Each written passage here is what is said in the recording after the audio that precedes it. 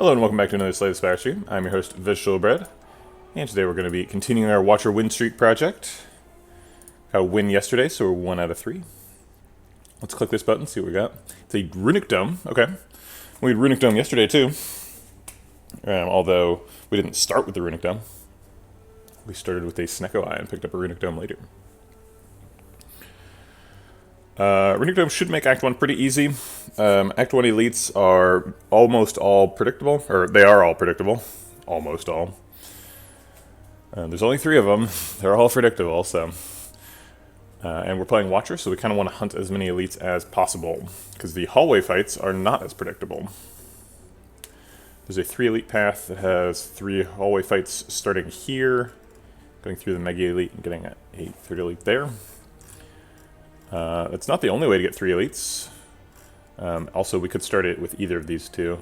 Probably would do this one because we don't want to get forced into 2 shops, but... if we start here, we can also do these 3. That does force us into a later shop. Later shop is a little bit better than an early shop. Probably have 250 gold or something by that point. We'll probably just decide when we're here. If we're low on health, we can go get a fire before a Mega Elite. If we have a lot of money for some reason, we can go to this shop. It's not too cold here. I'm in the Bay Area, so we don't have too much weather. I was born and raised in Kansas, which is much more extreme weather. We can't see what he's doing. Let's assume he's hitting for 12. And Vigilance Defense Strike. Haha, he was hitting for 12. That dastardly fellow. Runic Dome! You can't tell the difference between Runic Dome and Runic Doom. You spell it like that, though. It looks like Runic Doom. Just gonna pull up some wiki pages here real quick, because it's a Runic Dome run. And what I'm wondering right now is, can Jawworm chomp twice in a row?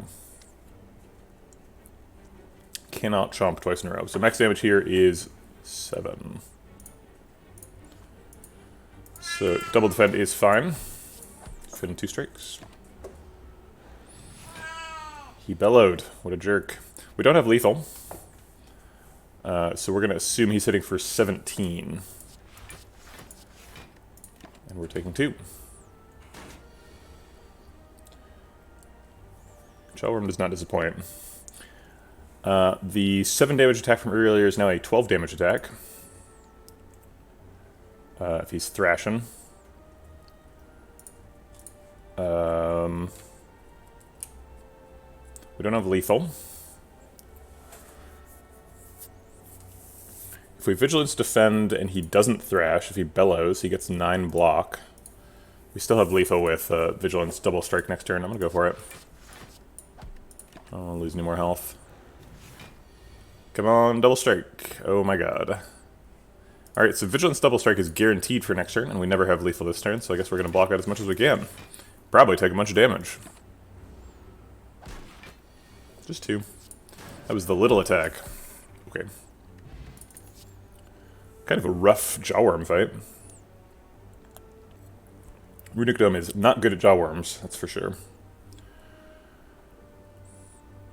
Is Jawworm the toughest Act 1 easy pool fight? By a lot, yeah. Second toughest is the double slimes. But, yeah, Jawworm is quite a bit harder. What's the easiest one? Double Louse or Cultist? Probably Cultist. Double Louse can be tricky sometimes if they're both attacking on one. Cut Through Fate seems like the attack in the pick. We've got 4 energy, so we're pretty interested in getting extra attacks. Okay. World of Goop. We have 3 elites, so we're not like super interested in ways to turn health into power.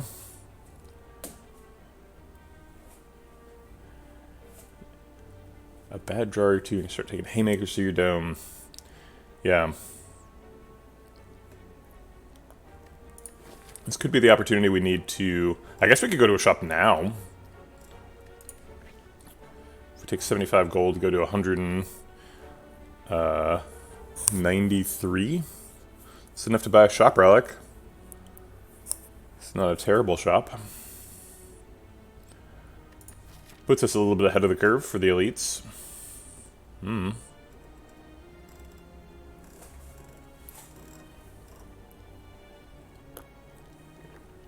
It's not a good shop, but is it better than this question mark? This question mark could be like Golden Idol, though. Golden Idol would put us way ahead later. Golden Idol is like a pretty good event. Could also be like Scrap Ooze or Shining Light, which we're probably not too excited about. Serpent, which we don't want. I guess if we take gold here and we get Serpent, then we just go to this shop. But that shop's kind of dangerous, because then we have to fight 2 elites before we get there. And if we're sacrificing health for this, we're not going to have a ton of health to spare.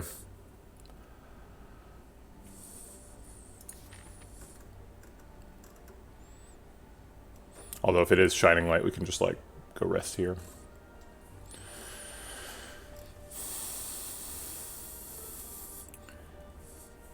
This is not going to be an easy run. Starting with Runic Dem makes all the decisions hard. And this is a really difficult decision on floor 2. What's the best outcome for your shop? Probably pellets, right? It's usually pellets. Pellets is super good. If we don't find pellets, worst case scenario, we like buy a... I mean, it could be like a Tantrum or Talk to the Hand. A lot of opportunities to have good stuff there. Rushdown, Ragnarok.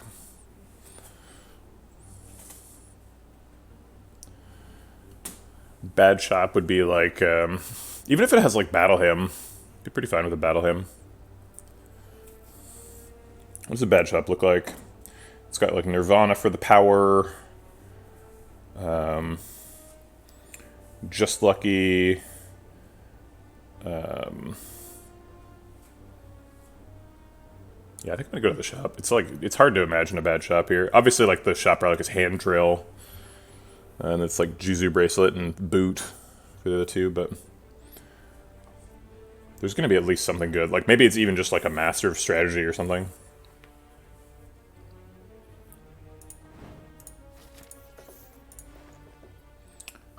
Frozen Eye, Tantrum, Wallop are the big ones. There's Rushdown too. Actually, this is a pretty good shop. Empty Mind and Prostrator, not half bad either.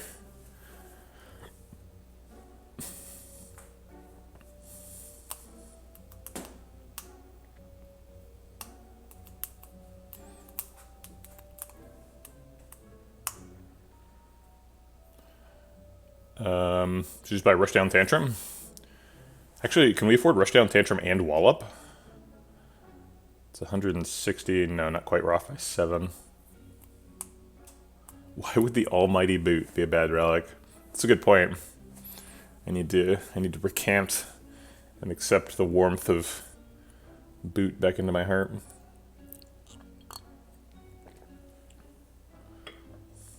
Wallop is a super good card on Runic Dome because it's your biggest damage and also your best way of blocking.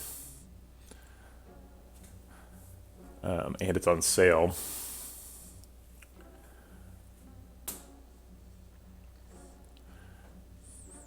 If we buy Tantrum Wallop, we've spent 124. So we'd have 69 left, which would be nice. Be nice to be in that situation. Could buy a Prostrate as well.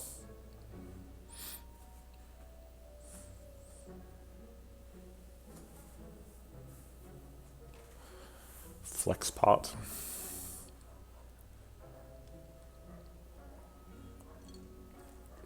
Yeah, I agree that skipping Rushdown does feel wrong. Especially when we can buy Rushdown and Tantrum. But that Wallop is also tough to skip, and we have to skip one of them. Yep, card draw is good because we got 4 energy. I guess if we pick a Rushdown this early, maybe we don't need the Tantrum. Maybe we're planning on just doing Rushdown with Eruption.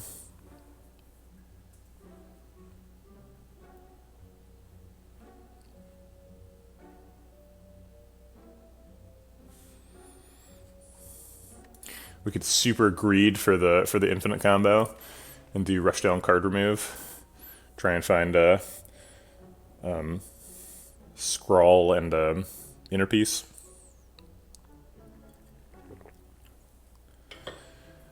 Juzo doesn't want to skip Wallop. Yeah. People are skipping Tantrum here, huh? Man. Tantrum is a hell of a card. Yeah, I think I agree on the Wallop. A Wallop on sale with Runic Dome is absurd.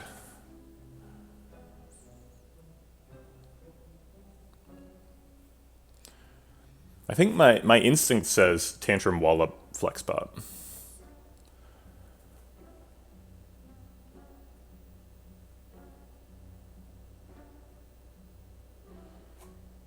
No strength, no draw. Sure. Do I need strength or draw? Tantrum just does a million damage. And, like, it's floor 3, so I'm going to get something.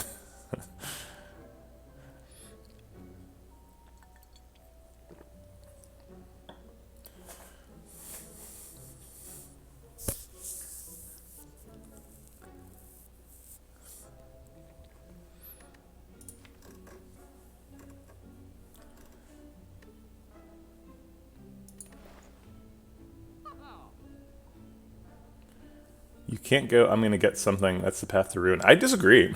I think that's how you play the game, right? You have to, like, you can't only pick the cards that are good right now, right? Of course I remember the 3 accuracies, but, like, that could have been great. Like, that run was struggling, and if we picked the accuracies, we gave ourselves an out to win, you know?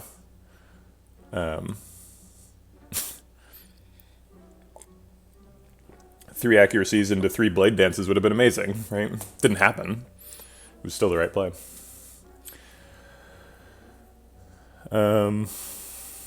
Also, Tantrum doesn't need, like, an out. Rushdown needs an out. Rushdown is the card that needs help here. Rushdown does nothing. Tantrum does 9 damage and doubles the damage of everything else. You need way more reason to pick a Rushdown than you need to pick a Tantrum.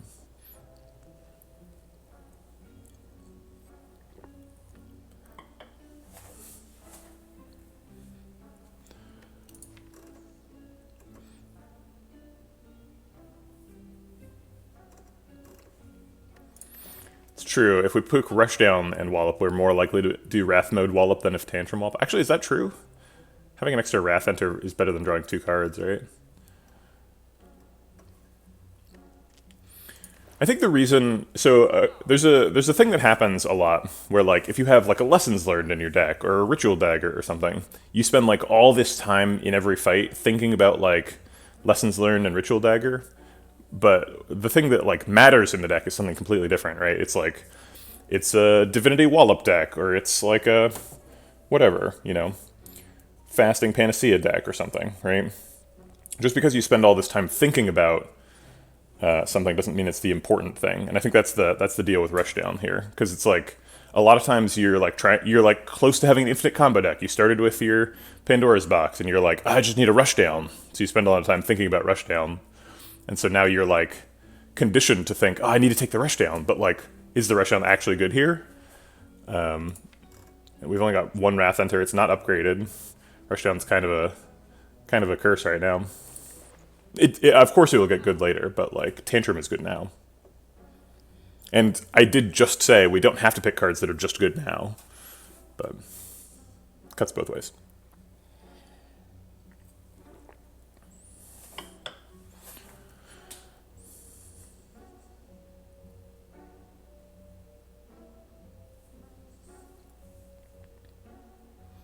Yeah, I'm not saying Eruption is bad. I'm just saying it's not like Rushdown combo fuel, right? It's like pretty mediocre.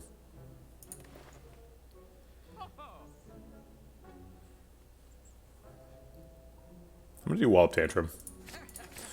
We're gonna do the Flex Pot. Flex Pot helps with elites. We're probably doing a Mega Elite. We haven't found the potion yet. We do have 2 more floors to go through, though.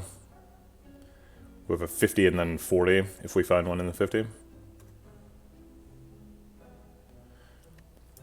Finesse is good. Finesse is just way too low impact to spend 100 gold on floor 3. Finesse is super good, though.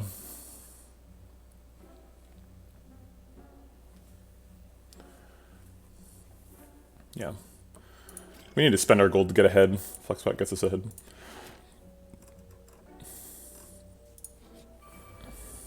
Double Lows. Right, they could be attacking for a bunch. There's never going to be a better line than double defend, double strike, so let's just do that.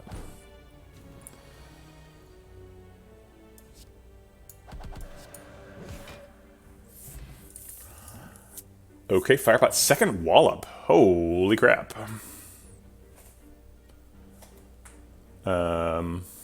Also another Wrath Enter and some card draw. Guess we were supposed to pick the Rush down, I don't know. No, with Wallop, I'm way happy to have two Wrath Enters.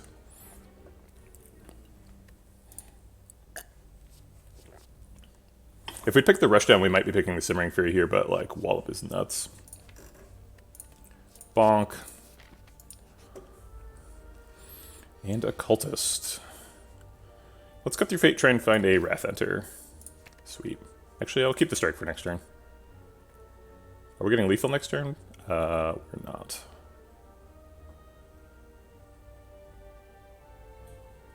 I guess I'll get rid of the strike.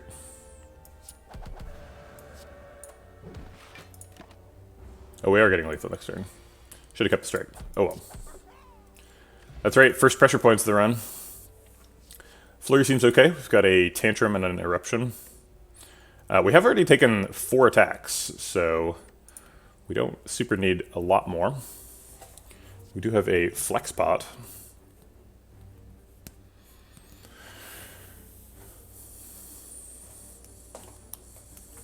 It's true, Wallop is doing double duty here.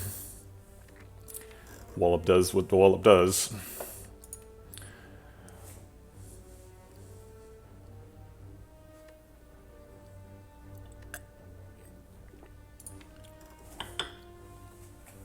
I feel like with the Tantrum, we're going to be looking for things that are good with Flurry, right? We're going to be looking for Strength and Wrath Exits and stuff.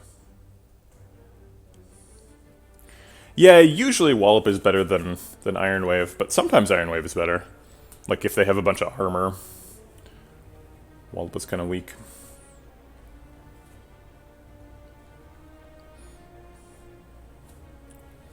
Also, it's pretty comparable to Dash. Dash is pretty strong. But, you know, you can't do Divinity Dash for a million block.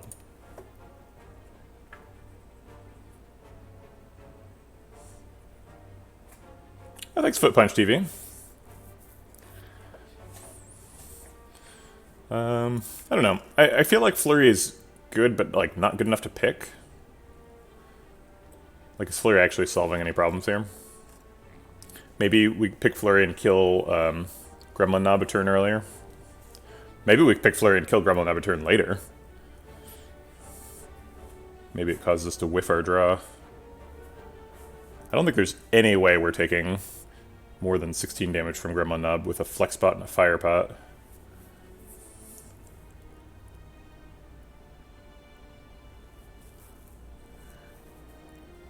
Foot Punch sounds like a bot.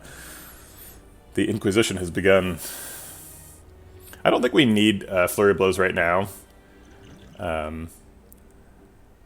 So I'm going to skip it. But we might want to win the deck eventually. If I had to talk to the hand, definitely, but I don't.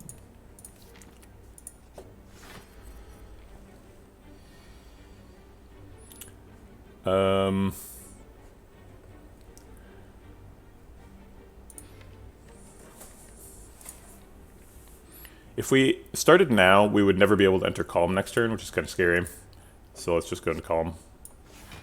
Cut Through Fate either messes us up by drawing Eruption, or could help us set up next turn. I think we'll try and let it set up. Okay. I think that's a good setup, right? Draws us closer to Vigilance to get back out of Wrath. Eruption, Wallop, Double Strike. Although there are a lot of bots going around. Made the same mistake recently. Yeah, anybody who chats, I think, is probably not a bot. As long as their first chat message isn't like an obviously scripted thing. I guess Eruption is kind of scary here because next turn is likely not going to have an exit or a wall up. Is this? Are we going to get lethal next turn ever? Eruption's 9, Wallop is 18. These are 12. 12 plus 18 is 30, plus 12 is 42, plus 9 is 51. Yep, we're on a win streak currently. It's not the greatest flex spot ever. It only hits 4 attacks. Although 3 of them are double damage. So it procs for a total of 7 times. 7 times 5 is 35 damage. I wish we knew what we were going to draw next turn.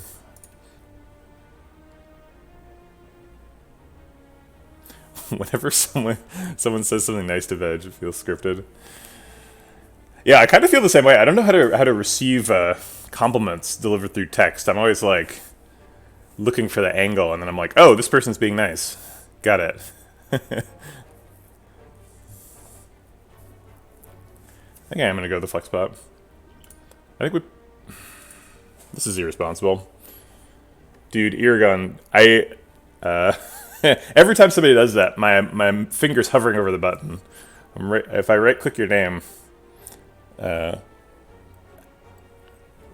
Aragon, sorry for making an example, but I'm gonna time you out for a couple minutes. None of that, please. New policy.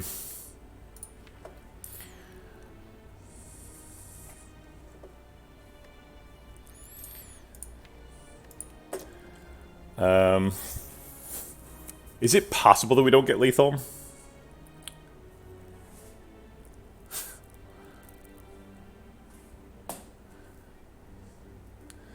So this says, okay, so it's 9 plus 12 plus, I guess the 12 plus 9 is going to be doubled, so let's do, alright, these are hitting for 11 apiece after Flexbot, so 11, 22 plus 14, 22 plus 14 is 36, 36 times 2, 72, 72 plus 14 is 80-some. So we might just get lethal with Firepot this turn if we use both. Yeah, Captain Grimm, so the rule is no impersonating bots. So those bots that say, like, want to be famous, right? If you chat like them, I will time you out.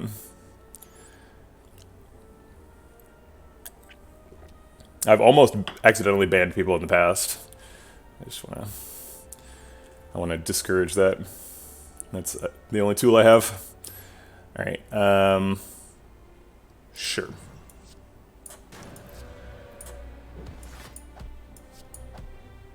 Want to become Vegetablebread? Click here to find out more.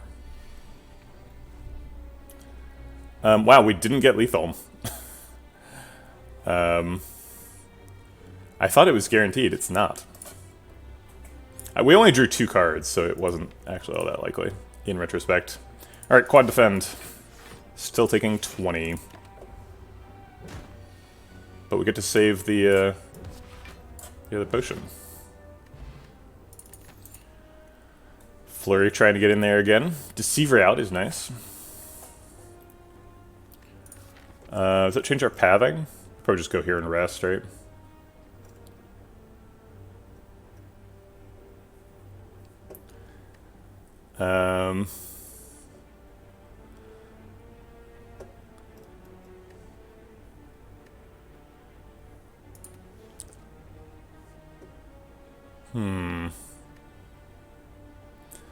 Yeah, seriously, I'm like, am I going for like mass bans or like what's the strategy here? My current stance is I'm ignoring it.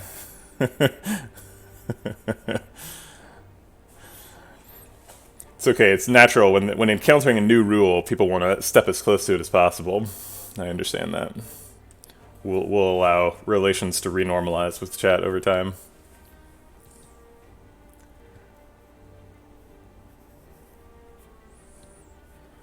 Although I understand that I'm inviting further, what should we call it? Incursions, that's what I'll call it. Further incursions. Deceive Reality 2 Wallops is pretty strong early defensive package.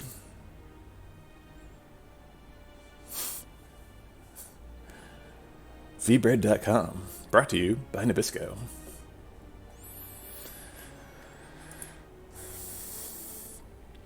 This win streak comes to you courtesy of Tostitos.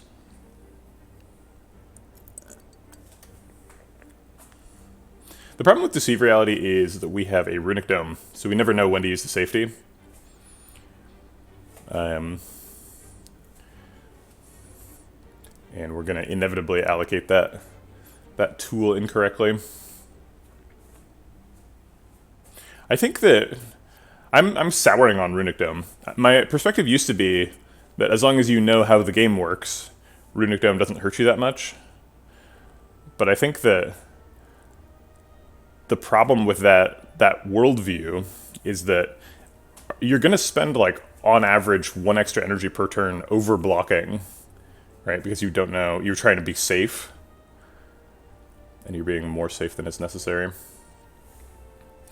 But since we need to be more safe than is necessary, I think taking additional strong defensive tools makes some sense. I think I'm not going to take Deceive Reality because I want to take Halt. Halt is what we want here.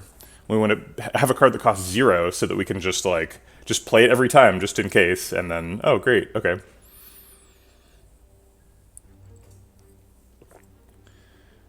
Is there a streamer named Fruit Pastry?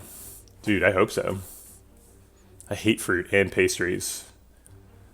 The ultimate epic rivalry.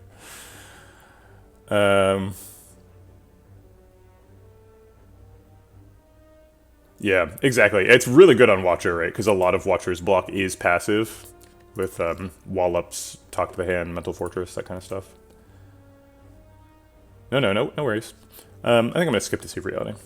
And Flurry Blows again.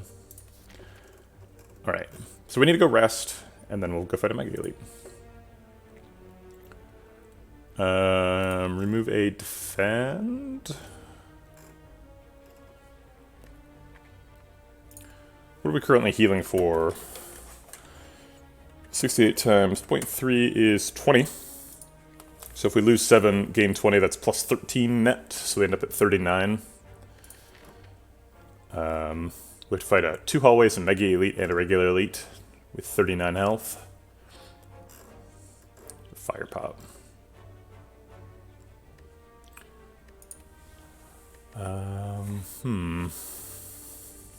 We know it's not going to be Log of Ulan, so we already fought Log of Ulan.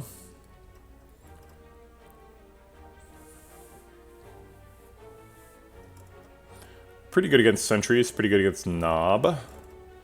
Not particularly worried about either of those. Okay, alright, let's go for it.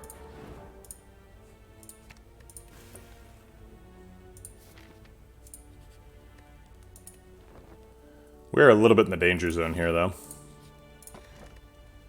Toy Ornithopter is helpful. Claw some of that health back.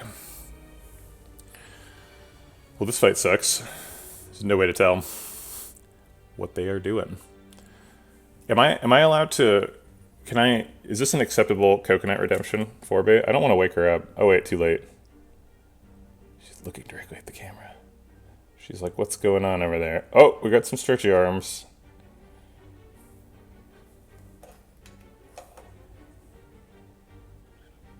Now we're back to sleep.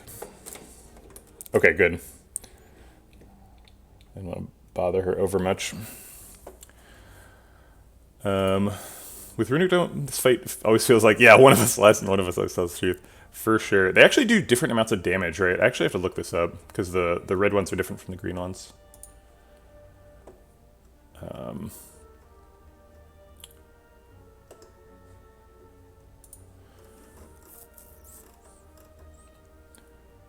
The red ones have 2... Nope, the red ones get stronger. So they are the same. It's just the red ones get stronger, the green ones weaken you. I guess the ones that get stronger are more threatening. Plus we can put them at 6. I guess 6 is kind of a bad number. We probably want like 8 or 4.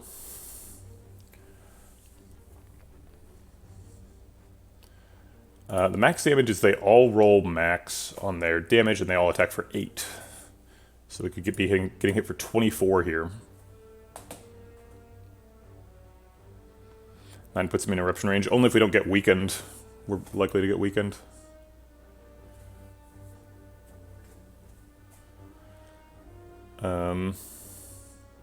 Which is why I was trying to avoid 6. Hey, 4B Labs.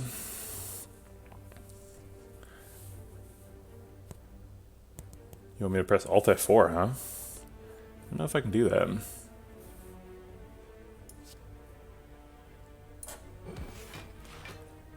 Seems like defend makes some sense. If we don't get weakened, we can put him to 12, which is a strike in Wrath mode. I'm not sure why I would put him at 11. Alright, please don't hurt me. Uh-oh. They're hurting me. Oh, we blocked perfectly. Yes. And no weak. Never punished. So if we can kill both of these and Vigilance, we're guaranteed to block out because his number is 7.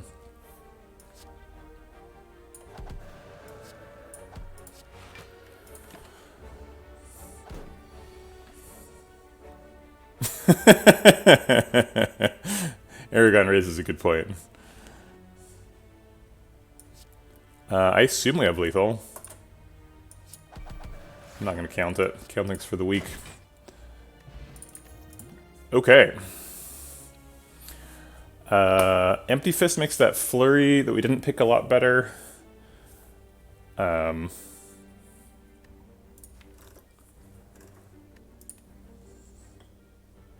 Fist makes us better at sentries. Because you're really worried about getting stuck in Wrath mode against sentries.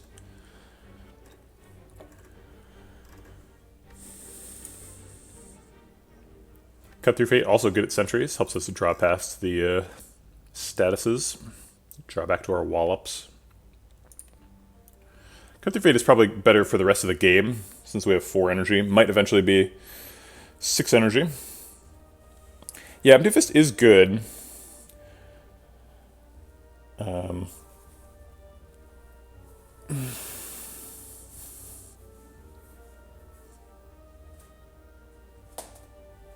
Ooh, 4B Labs found the video.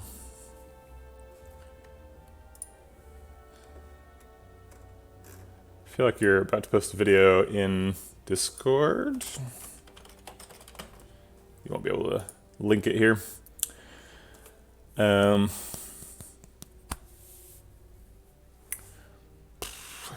Yeah, Cut Through Fate and Empty Fist both make sense.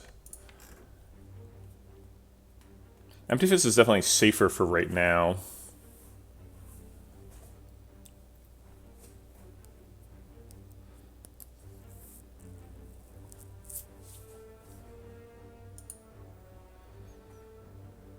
What in the world?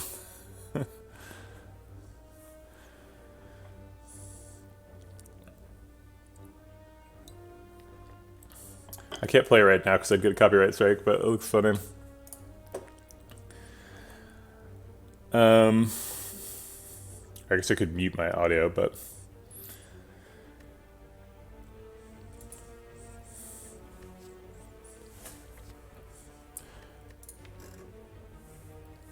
I think I'm gonna go with another cut. I don't have a super good justification. I just like the Cut Through Fate better.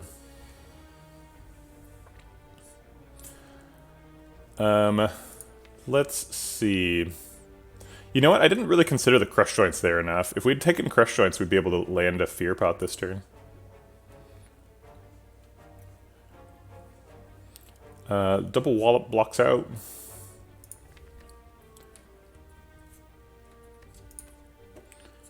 Does 18 damage.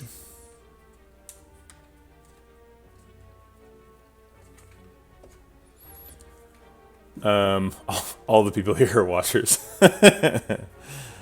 Nice. If we wallop Cut Through Fate Strike, that sets up a Nunchaku a little bit better for next turn. Seems like we're likely to want Nunchaku set up for next turn for like Tantrum Vigilance shenanigans.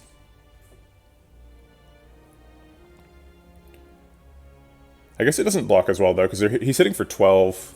He's got strength, so we would take 3 damage if we don't double wallop.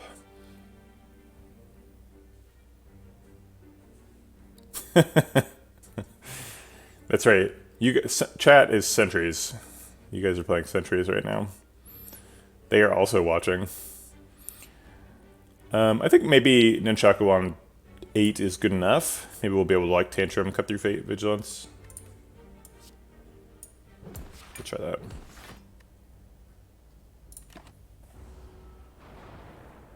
It also works with Eruption, Strike, Vigilance.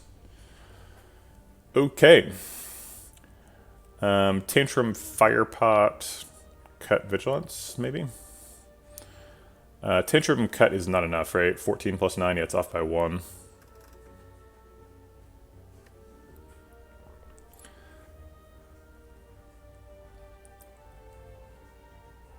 Okay.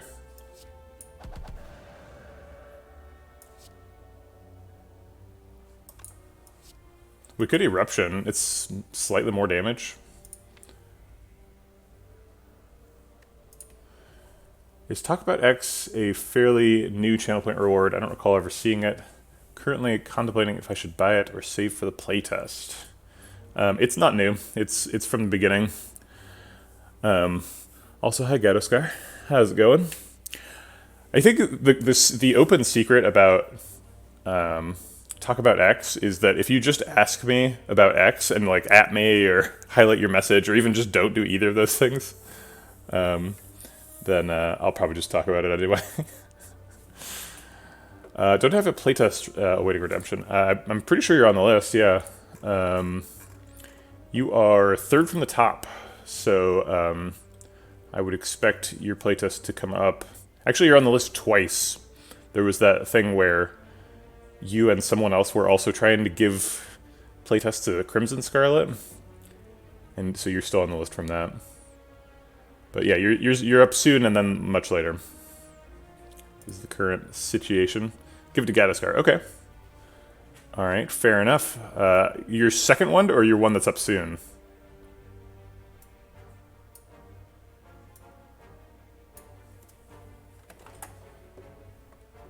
You want the top one? Okay. So the later one is now Gatoscar. Cool.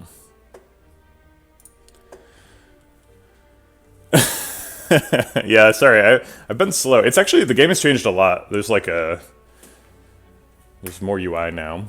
I won't spoil it. It'll be fun. Alright, so this is happening. And then, what are we hoping to get out of Cut Through Fate? I guess we're hoping for a strike, so we can Cut Through Fate, strike, Vigilance with the Nunchaku proc. 4B, you don't really need a webcam. Microphone would be helpful. Yeah, you do need a microphone. But the main thing that I need to see is a screen share. So as long as you have a microphone, that's fine. Yeah, no worries, Gatoscar. Yeah, I mean, we're almost guaranteed to get a strike, right? So let's get one.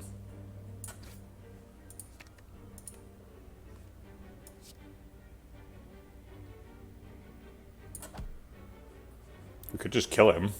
We'd take 20 damage, though, if we did that. So, no thanks.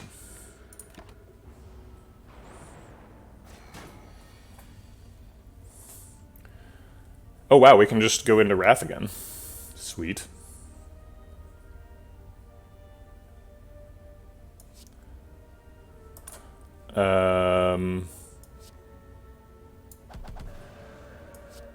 Okay, so he was the one attacking this turn, so we don't need to really generate any block. I could see an argument for not going back into Calm. If we're trying to get lethal next turn. How likely is that? So we need, like, essentially 16 damage.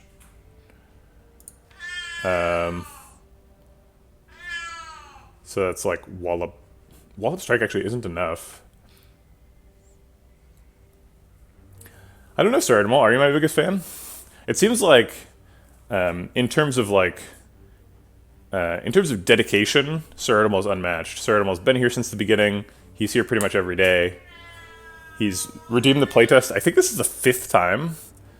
Coming up soon. But then, like, compare that to Tony at Pixel Noise. Tony at Pixel Noise goes hard. When he's here, he's chatting, he's helping out. Tony's always on it. I think those are probably the top 2. Also, I want to call out Grizzly Bear. Grizzly Bear's been subbed for a long time. So, no, sorry, you're chatting, but like, let's see, how would you describe how would you describe Pixel Noises? Pixel Noise is just like very enthusiastic, you know. Ooh, Jizza's in the playtest. Wait, Jizza, aren't you doing the playtest like today? Yeah, Jizza is playtesting at 3 o'clock. Oh, 4B Labs already got. Oh wait. Okay. Okay. All right. I see what's going on. All right. I thought that 4B Labs was Ghetto Scar for a second. Okay.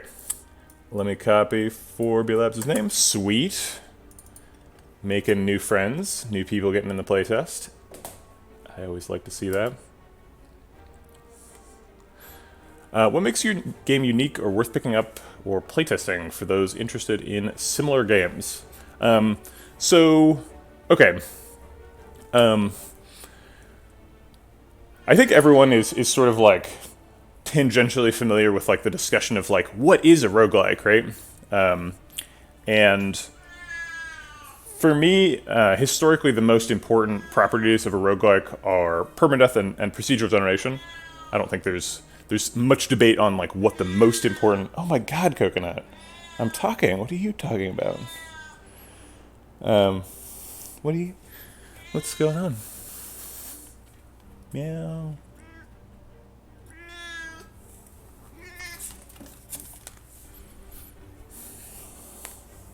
Okay, now we've got a cat. We got little kicky legs. So there we go.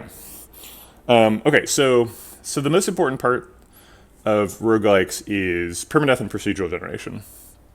I really like traditional roguelikes, right? So there's sort of a modern renaissance of roguelikes, kicked off by the likes of Binding of Isaac and Rogue Legacy, where there's sort of like an action game that's like the second-to-second gameplay, like Hades is an example of this. And then the permadeath is sort of the like primary callback, and usually those have procedural generation as well. But it's they lose the tactical turn-based strategy angle, and I really like turn-based strategy games. So I want to make sort of a modern roguelike that is also a turn-based strategy, like the old roguelikes are. Okay, yeah, I do need to get those badges set up. Sorry about that, Sir Edwell. Here, I'm going to make a note. I probably already have a note. I'm just going to, like, +1 that note.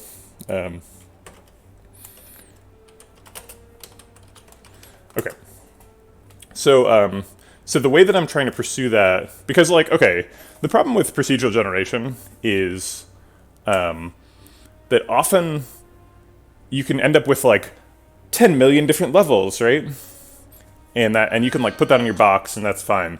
But like if you only have like one wall texture and like 30 different props, and the 10 million different levels are just like 10 million different ways that those props can be arranged, you don't really have 10 million different levels. You have one system that generates the same level over and over and over again.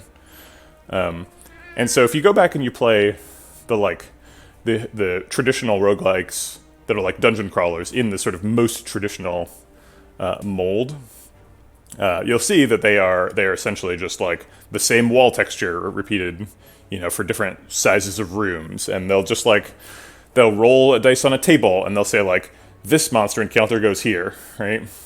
And so the procedural generation like isn't actually that interesting. So I'm trying to take what I really like about Slay the Spire, which is that like you have a really interesting player story as like your like strategy and your powers evolve in a really interesting way over the course of the game, and marry that with the sort of tactical turn-based strategy of the traditional roguelike. So my game has you have skills, and you can upgrade them over the course of your run, but then also every fight is like an interesting curated boss fight that has interesting tactical properties. Okay. So that's the pitch, at least in my head. That's not going to be like the marketing copy, but that's, you asked what makes it interesting, and so I answered what makes it interesting to me. Okay, so he is not attacking. We killed the guy who's attacking. So if we stay in calm, or if we go into calm, then we will take a maximum of 10 damage next turn, or 12 damage. Talk about X. Talk about Y. People have asked me to talk about X with the Talk About X before. I don't know what to say. It's an opportunity for chat to get involved in driving the discussion of what the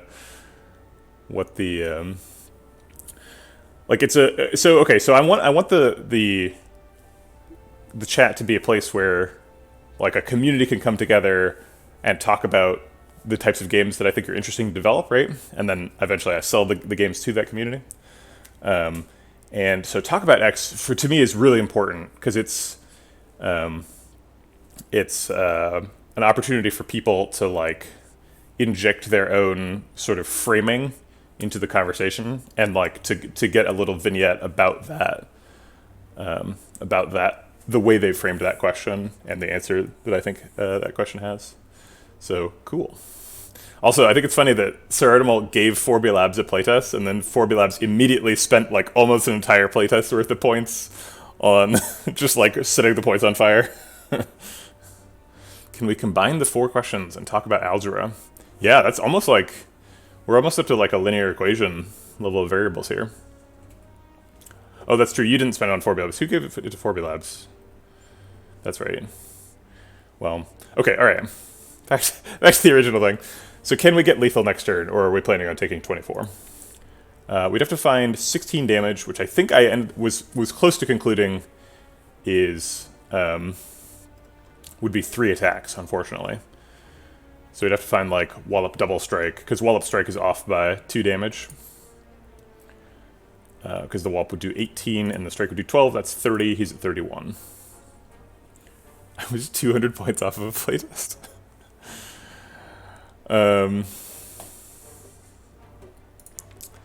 So since we have to draw 3 cards, it seems pretty unlikely. So I'm gonna limit the chance that we take 24 next turn. Yeah, it would not have worked. I'd like to defend though. So we'll just take 7. Hopefully set up for lethal before he attacks again. That ought to do it. But has your game meta progression? So are you getting skills over the course of multiple runs? I haven't decided yet. My current answer is no. My general like game development philosophy is to like play the game a lot and see what you need to add, and then add that thing. And I haven't yet decided that the thing that I need to add is meta progression. We could get a 3rd Wallop.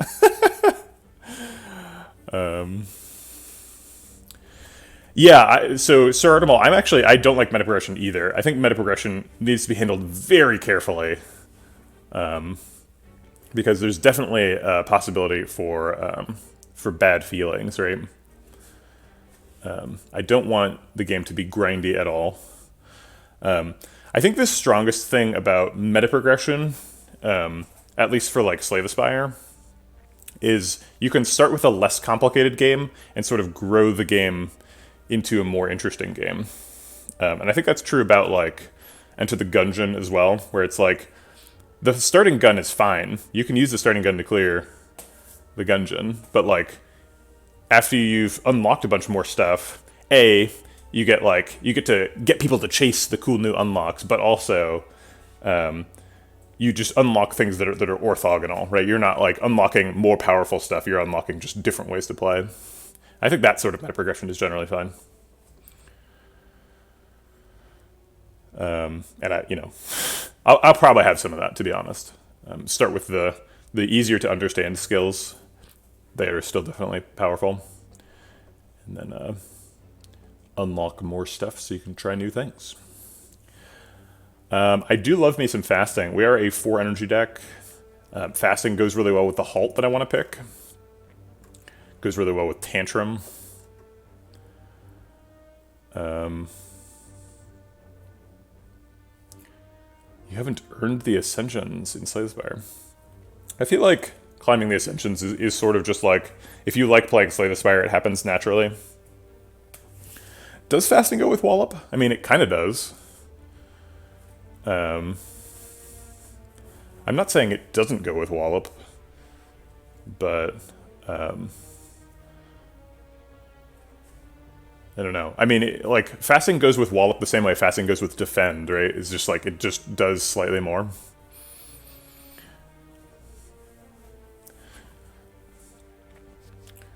But we have 3 energy relics that are relevant, so I think we're pretty open to picking fasting here. And Tantrum.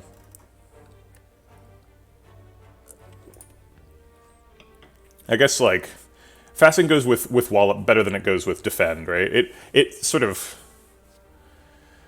How do I talk about this? So, like, fasting with Iron Wave would work better than fasting with Wallop, because, like,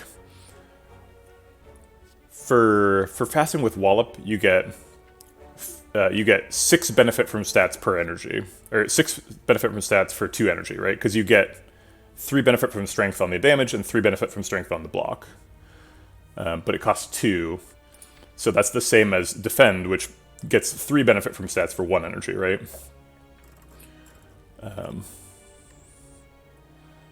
But it's not as good as Tantrum that gets 9 benefits from stats for 1 energy. Okay, alright, let's look fasting. Okay, this guy trying to take our money. Rude.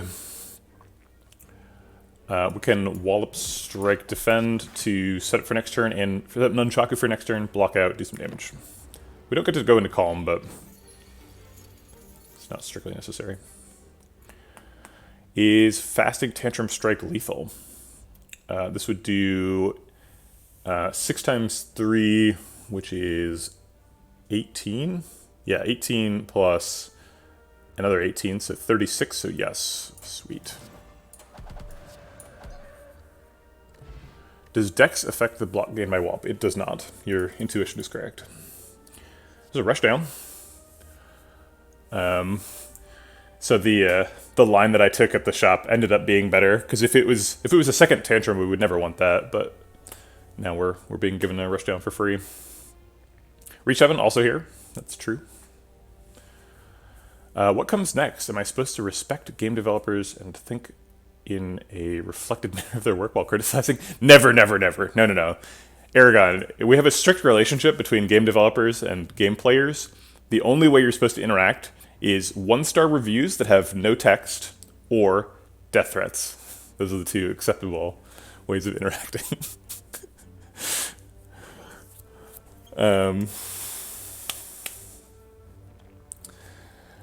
Rushdown seems insane, right? We have a Tantrum. We have a Mummified Hand. Sure.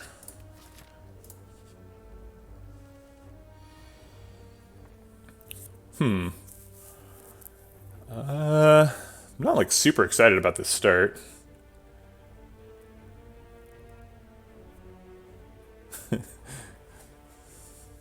Yeah, you can't do 1-star and a threat. That's too much. That's rude. But either a 1-star or a threat. That's the minimum. It's what we owe ourselves. That's the worst hit. We're hoping for Fasting or Vigilance. You can threaten somebody with a 1-star review. Yeah, as long as your threat is accompanied with some manner of extortion, that's acceptable substitute for the death threat. Power Pot could decost either Fasting or Vigilance here. It could also miss and hit Cut Through Fate, which is not a disaster. If it does, we just play the Fasting and play the Vigilance for free. So our worst case scenario here is pretty gosh darn good. I guess battle him. Smork. Okay, let's get another card to decost with fasting. Wallop. Maybe we should have saved the wallop for next turn, but also bonk. Oh wait, shoot, I was supposed to use the vulnerable pot probably.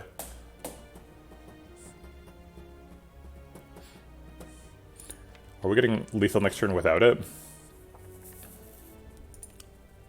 I'm gonna go back. If you do not hurry up with your game, I will send my friend over to your house with a red star, just one, have him slap you. That makes sense. It's basically how people use Google. Alright, so first we did rush down the hit defend, boo. Then we drank this power pot, hit the battle hymn, did this, and then we're supposed to Volton pot.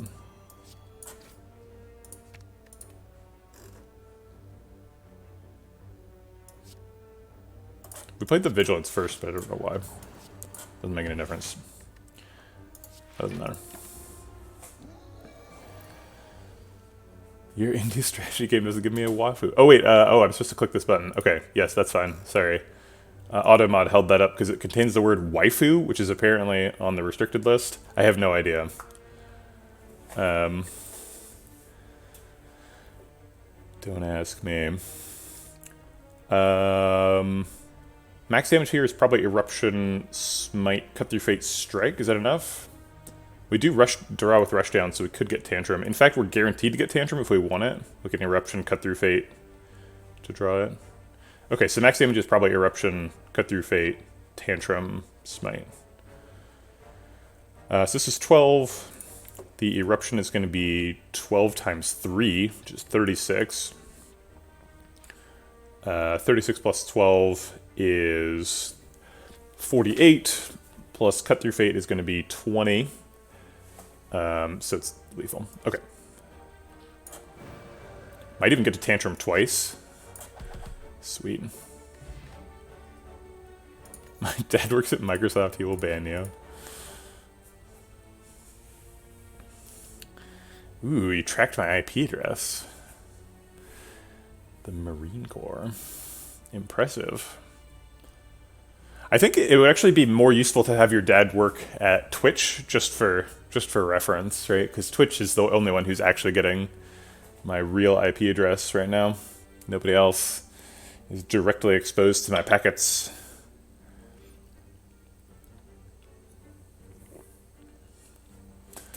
Wreath of Flame kind of goes with Tantrum and Wallop, technically. I'm friends with Sous Chef.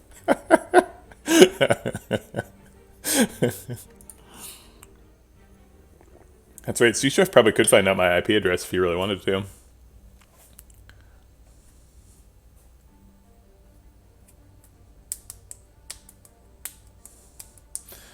I think we're no on all these. The deck is really strong. And these aren't like adding enough to it. Indignation's probably the closest to be our source of vulnerable. It looks like with the fasting, we're probably interested in getting some vulnerable due to the way that it would multiply our strength by 1.5. But I don't think Indignation is good enough on its own, at least with no Wrath exits. We've just got the one Vigilance. Spying Glass could be an intro to doing a Rushdown combo. We are a 17 card deck with 3 cards that remove. 2 powers, 1 thing. So we are at 14 cards right now. So we'd have to remove 6 cards over the course of the run to get down to comboing against the Heart, which is not a ton. Seems possible. Kind of depends on finding like Pandora's Box or Empty Cage or something. Ooh, Scrap Ooze. We're actually at a little bit too high of health for this this fight, so we're pretty happy to see Scrap Ooze. Alright, this puts us below 36. Alright, so if we go down to 25, that's right above 24. It's kind of an awkward number. This is probably our last reach, but I'll reach one more time. Sweet. Teardrop Locket. Hey, guitar. Buenos dias. E-boy sortie. I don't know what that means. So we're not resting, right? We're smithing. Oh, do we die to a Hexaghost ever? Because that would be a real nightmare. I never knew you could speak Elfin. Ridiculous. Yeah, let's upgrade Tantrum. We've got a fasting. Oh wait, we should upgrade the fasting. That's a really good upgrade. Okay. I think we'll be fine with a flex spot.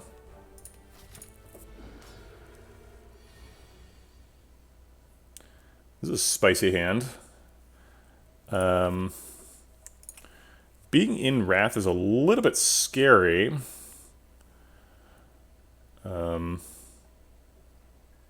But we're going to have a bunch of energy this turn. Rush down Tantrum costs net 0 and net 0 card draw. If Vigilance is not in the top 7, we can probably find it with Cut Through Fates. Alright, let's go for it. Oops, not that one, this one. Ooh, 0 cost Fasting too.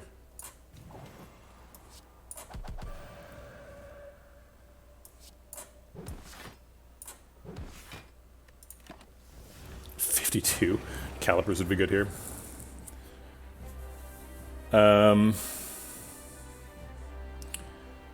Hexaghost hits for 1x6 by default, and then he adds 1x6 per 12 health you have. So he's hitting for 3x6 right now, which is 18.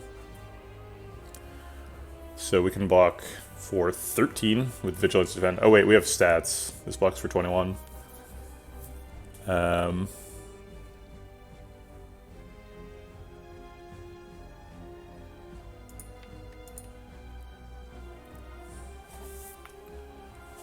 We can Cut Through Fate Strike and still have 2 energy because of Nunchaku. So we can Cut Through Fate Strike Vigilance.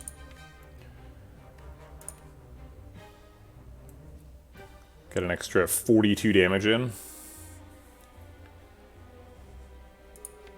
I think we're pretty happy Vigilance defending.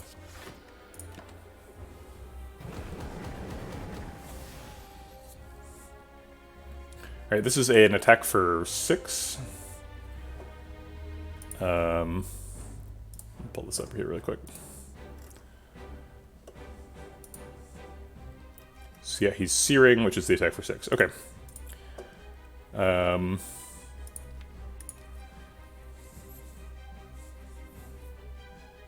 We can guarantee double Tantrum this turn. Maybe this is Flex Spot. Flex Spot, Tantrum, Cut, Tantrum, Defend.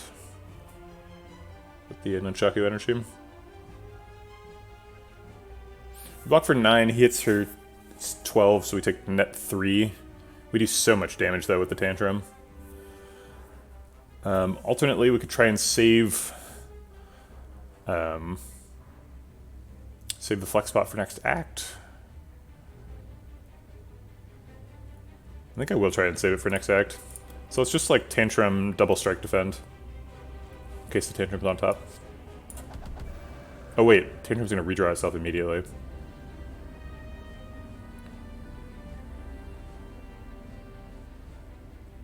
I'm still gonna save the thing, even though this is like an insane turn for it. We're just like way ahead. We just don't need it.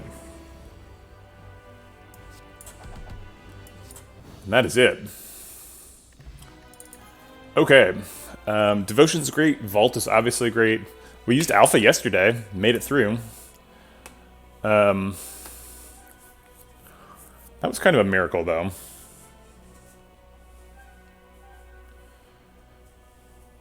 And we've got plenty of damage here, so we definitely don't need Alpha. Yeah. Seems like a pretty good vault. Devotion is also fine. I mean, we have 2 wall-ups, so like Divinity is a pretty serious contender here. Mummified Hand wants Devotion. Vault is Vault, though. The card's good. You gotta give it that. It's a strong card.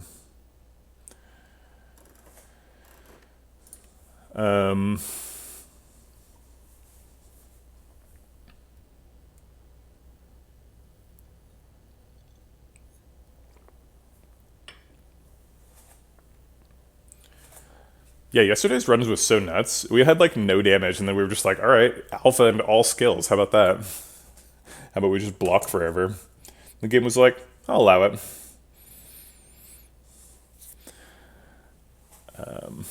Gosh, I hate skipping Devotion. Devotion is such a good first mantra card. We've got 2 Wallops.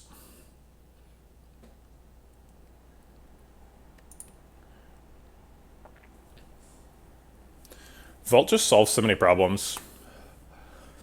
These are both just like ridiculously good cards.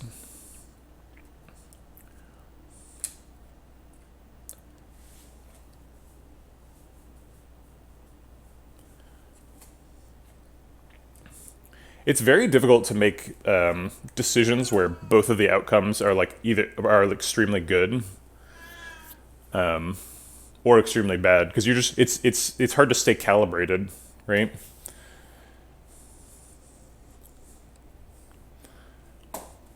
Like, since I'm certain that you can win with either Devotion or Vault, I have to like analyze the population set of like possible seeds that make Vault not win or Devotion not win, and try and figure out which one's more likely.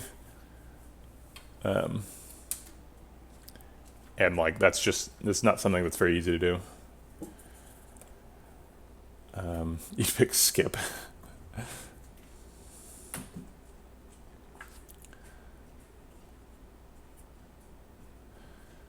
Dome makes you slow down to block a bunch. I think that makes Devotion better. I'm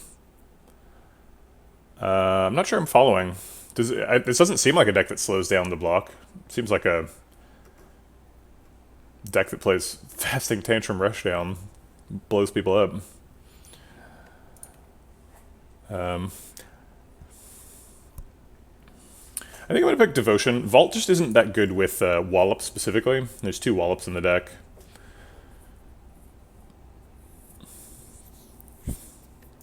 Vault is also difficult because it's hard to tell when you want to use it, right? You've got a Vault in your hand, but we have Runic Dome, so we can't tell when like we're in trouble. I mean, we can tell when we don't have any block, right? But we can't tell when our block is less than the enemy's attack. So Vault is like a really potent defensive resource that we only get to use once, and we will never pick the right time because we have Dome. So I think I'm going to go with Devotion. Okie doke. Pyramid draws us a 10-card hand if we think we can get down to a Rushdown combo. Do we think we can get down to a Rushdown combo size? That would mean we have to get down to an 8-card deck. Currently 18 with 4 cards that exhaust. So we'd have to find 6 card removes. Is that right? No, there's no cage. There's an Astrolabe, which could be a remove, kinda. Also Sacred Bark with Ornithopter. We do have a Smiling Mask. Can this deck beat the Heart if we just remove 6 cards? Absolutely. Wait a minute. We need a... No. We don't have the 1 energy Call Mentor. So we'd have to remove 7 cards and find an inner piece. Removing 7 cards is difficult. Even with Smiling Mask, that's a lot of card removes. It doesn't have to be a Rushdown combo for Pyramid to be good, though. Pyramid does make it better.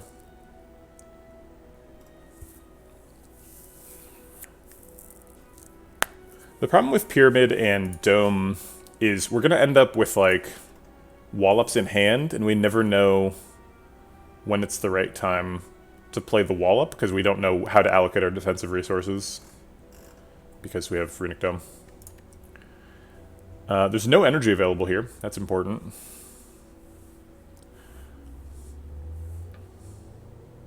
That's true. Astrolabe could get us closer to Rushdown combo. Pyramid is super good for Rushdown combos, though, so I don't want to underestimate that.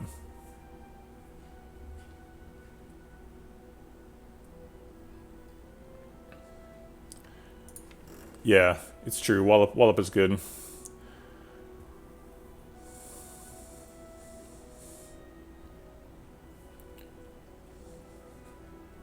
Being able to, like, guarantee having Wallops in hand for when we enter Divinity is crazy good, too. Astrolabe is definitely good.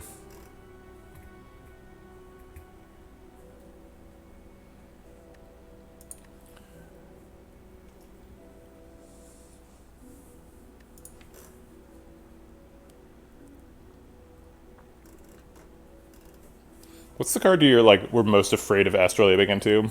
Pressure points, probably. Okay, outside of pressure points, like Nirvana. Nirvana's pretty good. I mean, it's not bad. We have Mummified Hand. Yeah, again, we've got two good options. Like Pyramid, like, if you're making a tier list, Pyramid goes higher than Astrolabe usually. As like a boss relic swap in the beginning.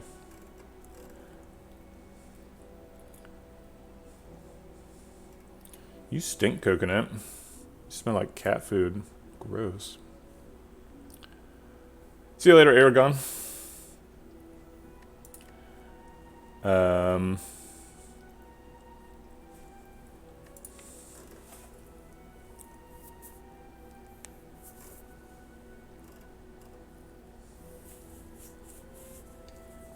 If we can find Purity. We're a lot of card removes away, though. I don't know if I'm a big believer in the Rushdown combo. It's like, it's worth thinking about, but I don't really want to, like, take a concrete step to help a Rushdown combo go off. Pyramid makes it harder to target Mummified Hand. Although easier to keep good fuel for Mummified Hand. It's true. We are behind on upgrades. Astrolabe could get us like a lesson learned, if that's what you're suggesting. You're probably just talking about the 3 upgraded cards we get from Astrolabe, but lesson learned would be sick. If it gives us like Flurry or Mental Fortress or like a Stance Enter or like Divinity stuff, we're super happy with any of that. Talk to the Hand, Weave, all good stuff. I'm struggling to think of a bad card for Astrolabe, other than pressure points. Obviously. Because like all powers are good by default.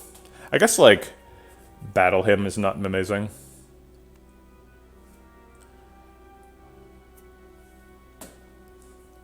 Blocks up our opening hand. Actually, Establishment is worse, right? Because Establishment is both has no targets and starts in the opening hand. So Establishment's probably the worst card. But Establishment, like, then you just find a Meditate, right? 3 pressure points would be actually really insane. 3 pressure points would be like, okay, new plan. Screw this fasting. We got plans. If we do Astrolabe, what is our mix? Is it 3 defends? Is it like 2 defends and a strike? Is it 3 strikes? I honestly don't know.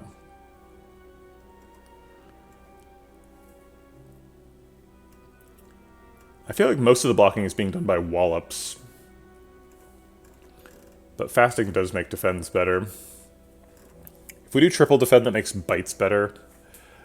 So that we're not adding too many cards to the deck. We probably get a block card back, and I don't think we need a ton. It seems like the defends are more wasted than the strikes.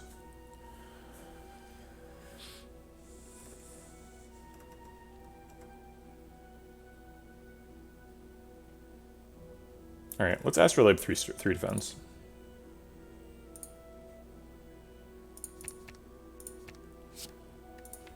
Why fly away? So we did get a Mental Fortress, Deus Ex and a Protect. So we got all defensive tools back, basically. Protect Plus is going to be impossible to know when to use, unfortunately. Okay. Well, the Mental Fortress is super nice. Also, we got 2 cards that remove and 1 card that draws itself for free, so that helps us get to a 10-card hand. So we needing to get rid of 6 cards just turned into needing to get rid of 4 cards, which is a lot more realistic.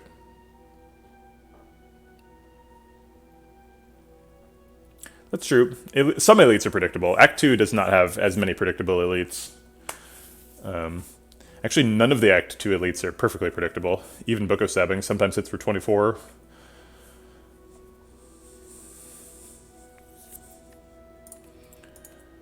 Okay, Champ. Got about 300 gold. We need to hit every shop we can because we need a bunch of card removes. Looks like we're going to be limited to 1 shop. Can you give a quick summary of what philosophy courses you took in college? I ask because I'm curious and thinking about using a Talk About X reward on a philosophy question. So I did a philosophy minor, but like the minor had like a pretty low required course load, so I'm certainly not an expert in any topic. I took Post-Human Future was my sort of like intro class, which was like the class to get all the freshmen to bond with each other. But that was my favorite philosophy class. The professor for that was super great, and talked about all kinds of interesting stuff. Does owning a cell phone make you what are those called? Cyborg? That kind of stuff. What does it mean? Brains and computers. Took some class on aesthetics, film philosophy, the history of philosophy in ancient Greece, a couple others. There was one semester where I was taking the formal logic equivalent class in both computer science and philosophy at the same time. And I was like, what's happening?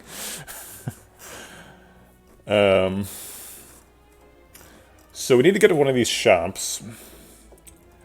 This one has question marks before it. And then this path gets 3 elites, so this path seems pretty great, so let's do that. Alright, see you around, Certimal. Probably going to play the whole hand. Let's play the Rushdown first, see if we can hit Cut Through Fate or Fasting, or Devotion.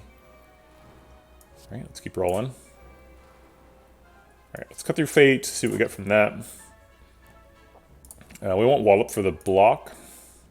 And we'll guarantee that Fasting hits Wallop by striking first.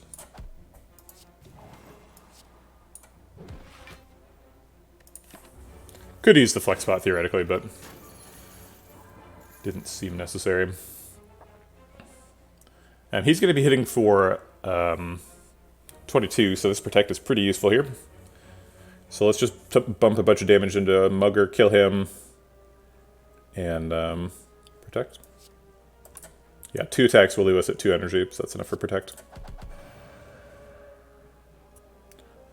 Or just wallop this guy.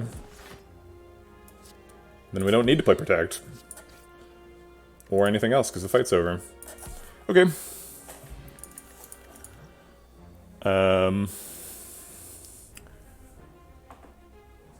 Ooh, Fat Tulip is redeeming the playtest reward.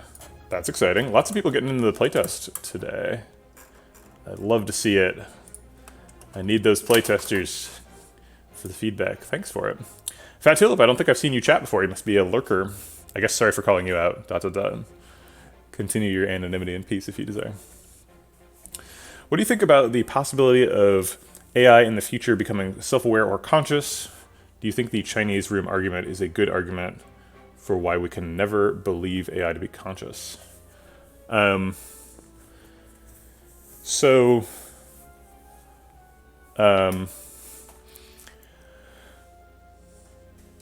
a long history of lurking still.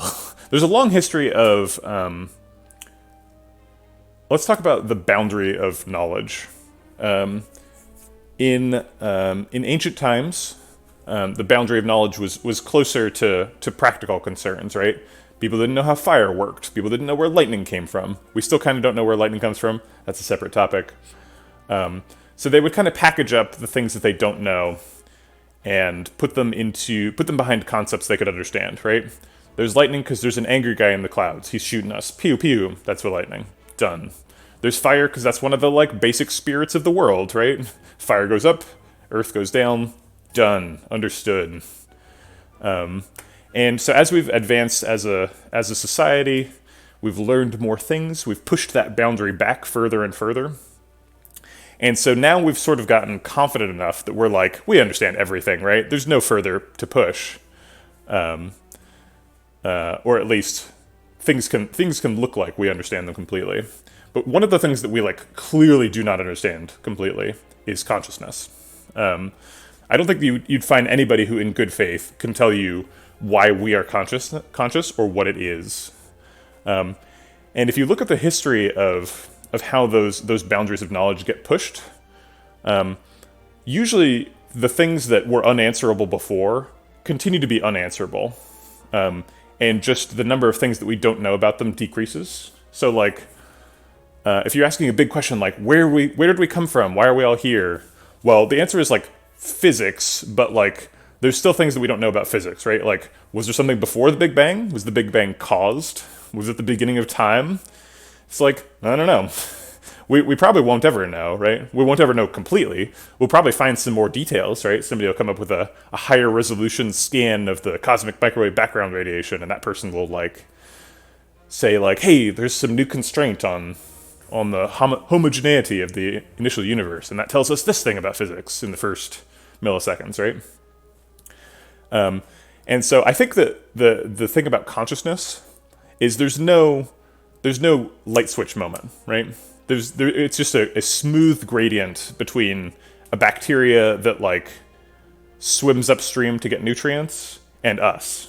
And like along the way, there's lots of different little stops, right? Like, you know, monkeys have some level of consciousness. Fish have some level of consciousness. When you're asleep, you have some level of consciousness, right? It's like we put this frame around it like it's this special thing because we think that we're a special thing, but we're really not, and there's really nothing special about it. So there's no line that AI has to cross in the future. I think that a good way to anchor yourself in this discussion is like, what sorts of things deserve rights? So for me, human beings have rights, right? They shouldn't be like put in jail or you know, killed without you know, outside the context of war or crime or whatever, right? Like they should be allowed to be at peace as much as possible. And like other people have different criteria where they think that like pigs shouldn't be eaten, right? Because pigs are too smart to be eaten, right? For example.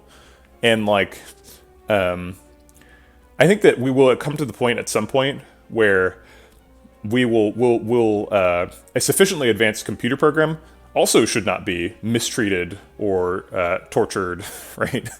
And we're not quite to that point yet where software programs are not like standing up for and demanding their rights, and perhaps they never will.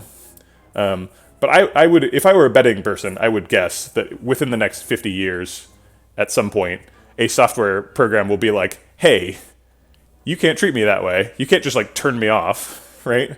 I deserve more than that. And, you know, at that point, it won't seem like we will have answered a fundamental question, but really we will have, right? The Chinese room argument specifically is divisive because people use the Chinese room to prove both sides of consciousness, right?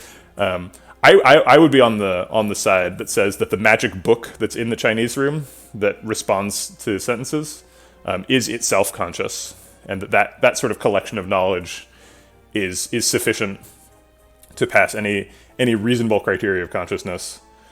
So I would say that both the book and the machine that incorporates the book are themselves conscious. Okay. Philosophy. Okay. We're not taking any of these, right? Empty Fist's probably the closest. But that adds a card to the deck. It does let us draw more cards with Rushdown, but I think at this point, floor 18, I think we're still willing to wait on an Inner Peace or Fear of Evil. So no. Okay. We could lose Devotion, Flexpot, or 133 gold. Looks like we're being forced into a shop, so the gold's pretty valuable. I guess I'll just go up the Flexpot. Flexpot is a lot of damage. And 5 health. Yeah, we don't all have to agree to engage with each other respectfully.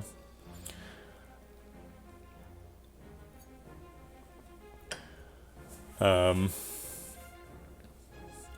think we were pretty interested in keeping the Devotion. But I guess it's not like a major component of the deck. We could let it go. But I think I'd be much happier to let the Flexpot go. Ooh, puzzle. Alright, Shelled Parasite is going to be hitting us for 21. We do not want that to be 42. Let's try and find an answer for that. Protect is a pretty good answer.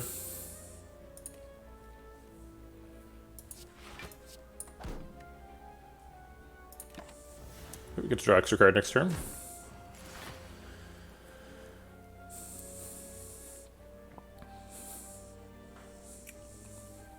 Have you read Blindsight by Peter Watts? I have not. I'll have to write that down. I'll take a note.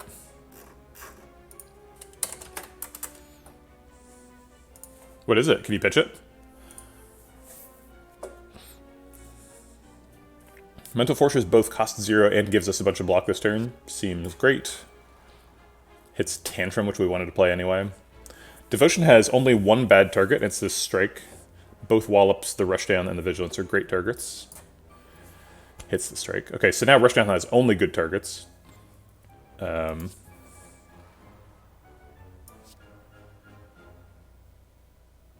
We could Wallop before Tantrum to try and get more plated armor damage, but I think we're more interested in generating block.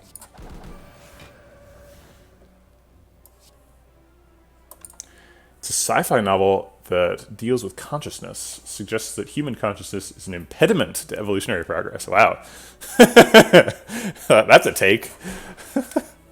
It's hard for me to frame it as an impediment. Surely it's been good for our survival. If we Wallop here, are we safe? Can we just stay in Wrath?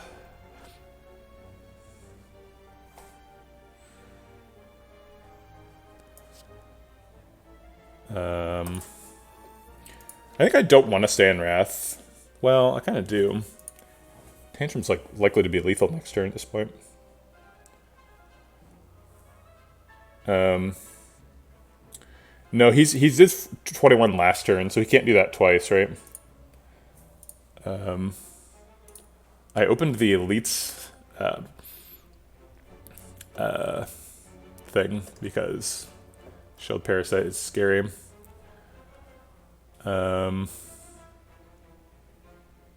Yeah, he can't use Fel twice in a row, so max damage this turn is 14. So yeah, we're already blocked out. Okay, I'll just stay in Wrath because we're getting lethal next turn. Hey, FPL Panic. Looks like we're doing pretty good. I think this is probably going to be... Hopefully, we're looking at 2 out of 3 here.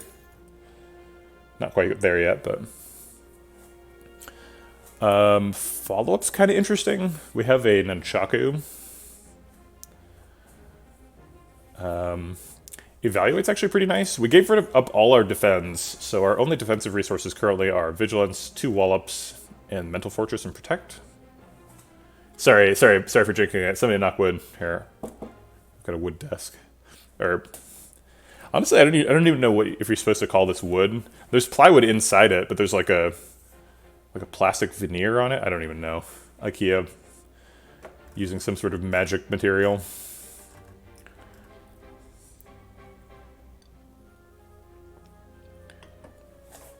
Laminate, I guess I would call it.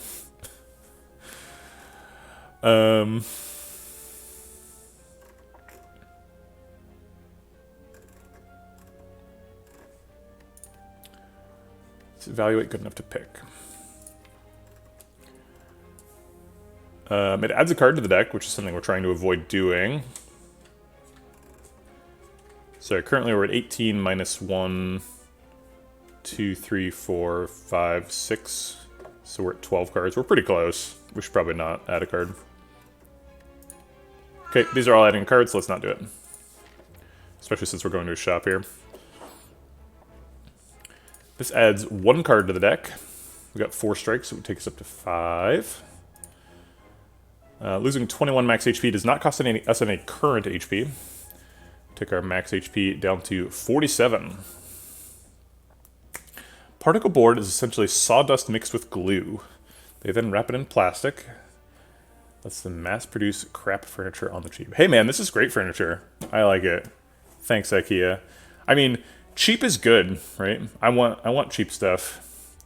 Also, sawdust mixed with glue describes like so many products, right? Sawdust mixed with glue is like it's particle board, but it's also like all of the grades of plyboard up to like marine grade plywood that's like super expensive and like really nice. It's also paper, right? It's like a significant chunk of our whatchamacallit, our world is sawdust mixed with glue. Although sawdust is certainly not what they're using in the high-end plywoods.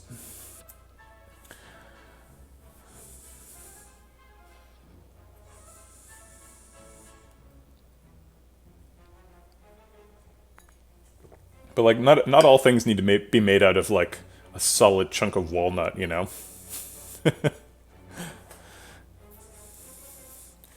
Those things are nice, though. I do appreciate some good woodworking. I watch a lot of woodworking videos on YouTube. I think it's very relaxing to watch somebody like lathe something. I don't own a lathe. I've never operated a lathe, but like, I do really enjoy, I guess, just like observing things being made.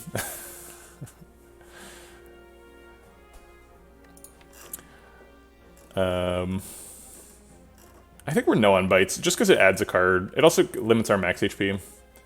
Max HP is a fairly important resource for surviving Act 4. You're not going to like bite yourself to full health in Act 4.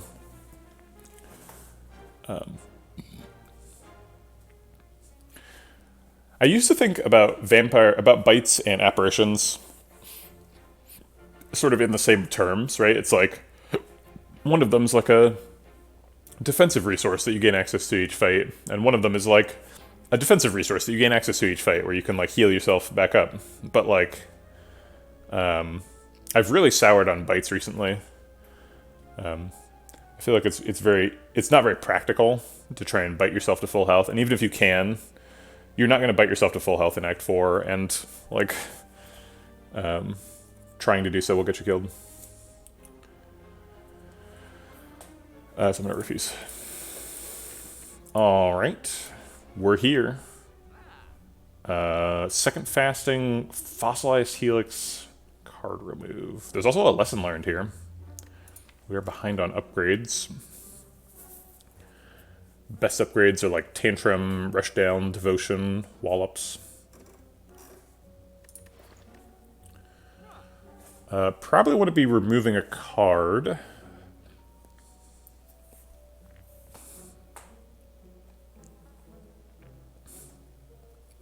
I don't think we really need the second fasting.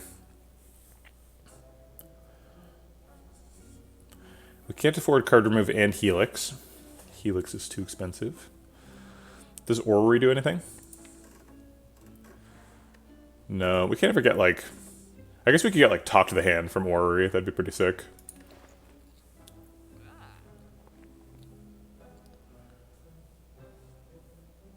Actually, Enlightenment is almost useful.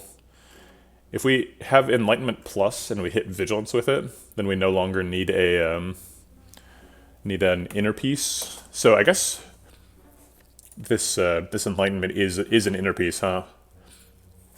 Because either way we have to add a card to the deck, either the inner piece or the Enlightenment.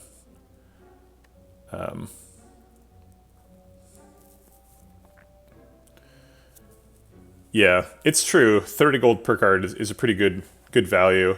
The problem with it here is we're trying to slim down to be a rushdown deck, and adding a bunch of cards is not really super compatible. So the cards we're adding would be like powers or things that exhaust or things that draw cards. We are looking for a scry or scrawl. What's that card called? Is it scrawl? Yeah, scrawl. So that we can draw our 10-card hand and combo. So I think it's probably Enlightenment card remove and then no lesson learned.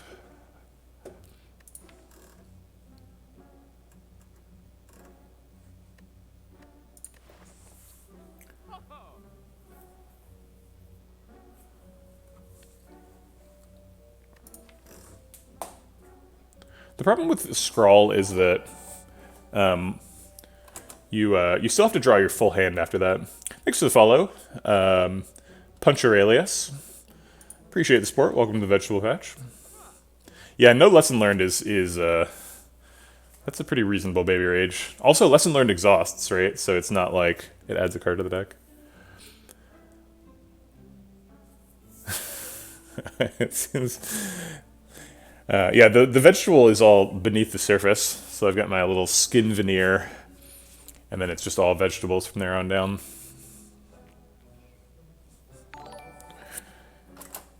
Thanks for the follow, Dire Claymore or Clamor. Appreciate the support. Welcome to the Vegetable Patch. Dire Clamor seems like it's two words stuck together. Are you one of those Luna people? Are you a real person?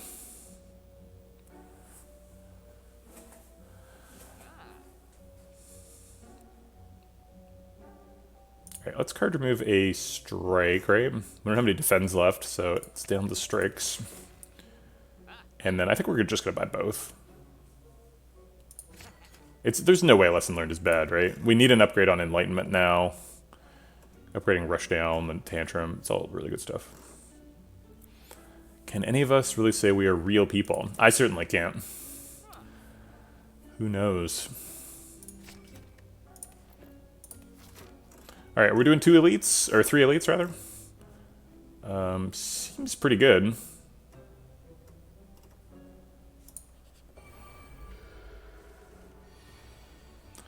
Ah, yes, not being able to tell what the enemy is doing.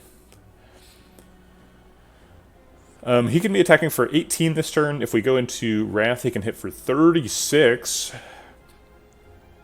And we can't block at all this turn. So let's look for a rushdown. Try and improve this situation. Mental Fortress technically blocks.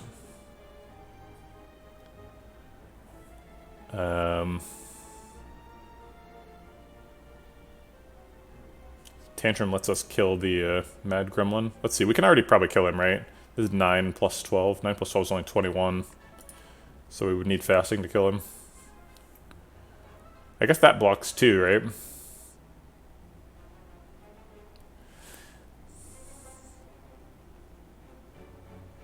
I mean, we don't die if we take 36, but we're real close. There's a campsite right after this. This is a really scary fight.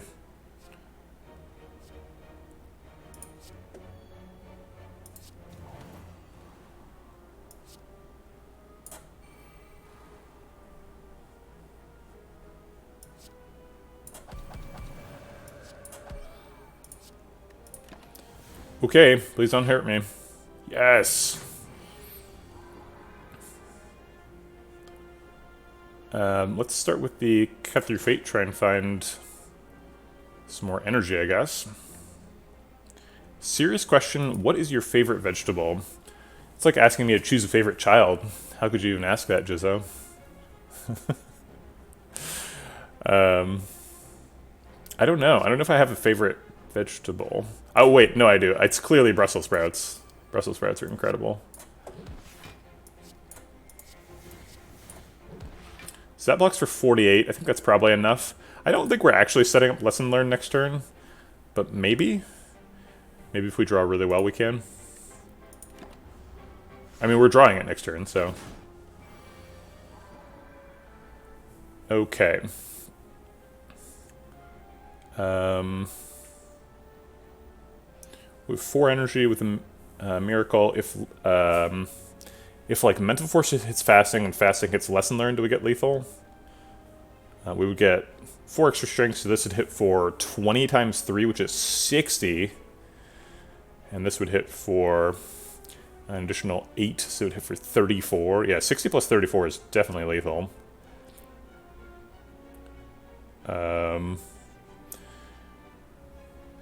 We don't have enough energy to just straight up play Fasting, Tantrum, Lesson Learned. We only have 4 energy, and that costs 5. So we would need Fasting to hit either Mental Fortress or Tantrum or Lesson Learned, which is a 3 out of, let's see, 1, 2, 3, 4, 5, 6, 7. I guess 4 out of 7 because we'll count Mental Fortress. Or I guess let's say 3 out of 6. So it's a 50-50. He attacked last turn, so he can't attack again this turn. So there's not really any risk.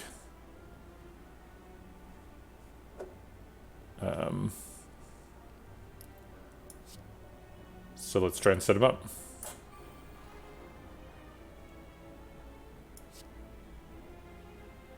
If we fasting, we're down to 2 energy next turn. That actually doesn't seem super wise.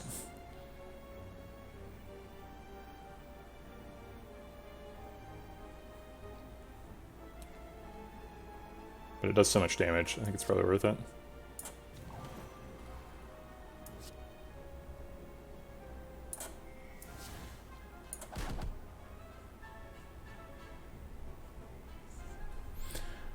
If we go into Vigilance, then we can play Tantrum, which will do 30 and not kill him. And then we can play Lesson Learned for lethal. Okay, let's do that.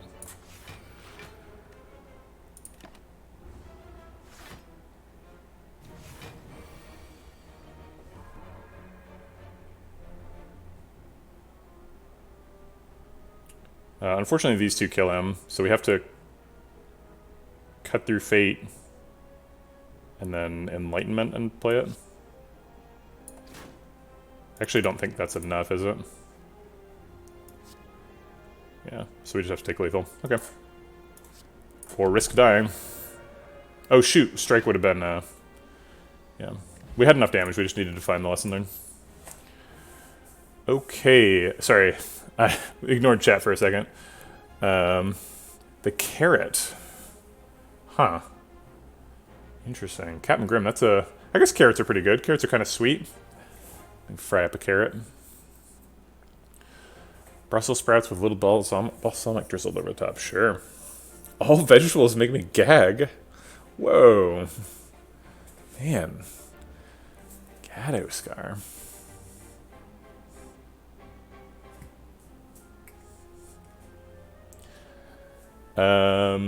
Tranquility and Crescendo we can pick because they don't add cards to the deck. It seems like Tranquility is pretty helpful since we have a lot of access to Wrath, and we have Mental Fortress now. So I think I'm going to pick a Tranquility. Bottled Flame can hit Wallop. Do we really want to Wallop on turn 1 though? I think we just skip the Bottled Flame.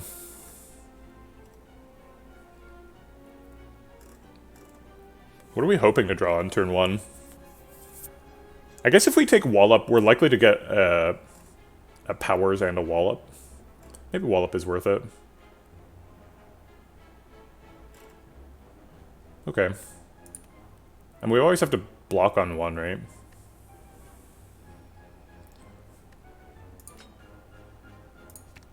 Sure.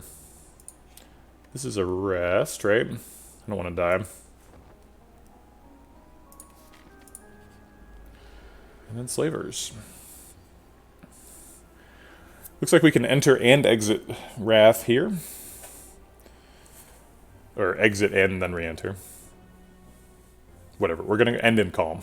That's what I mean. That's a good hit. If we Tantrum and then Fasting, we can hit Wallop and we'll have 2 extra energy at the end of the turn. Maybe we're using the Swift Pot as well. Actually, I want to use the Fasting before the Tantrum for the extra damage. Okay. Let's go ahead and Swift Pot since we got some extra energy.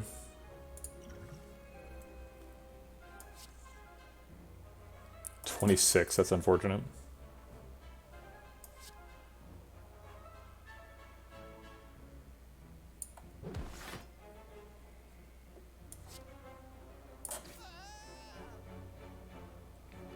I guess I'll take Tantrum back again.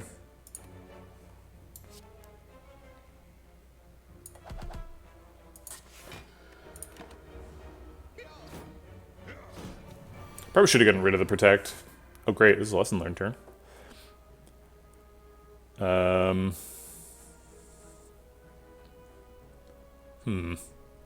We're willing to take damage from Taskmaster just to get the Lesson Learned off. We could theoretically hit Protect with the Rushdown. I guess if Rushdown hits either Lesson Learned or Protect, we block. So I'll try it with both in hand still. Yeah.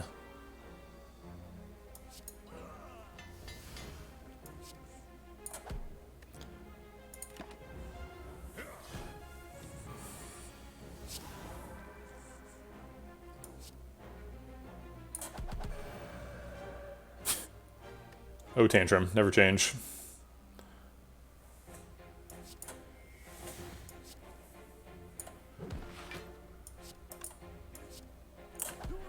And Chaku on 9 seems good. There's the Fear No Evil. We already took the, whatchamacallit, the Enlightenment. So I think we're stuck with that one. Study doesn't add a card to the deck. Helps us draw a 10-card hand. Seems pretty reasonable. Got Mummified Hand.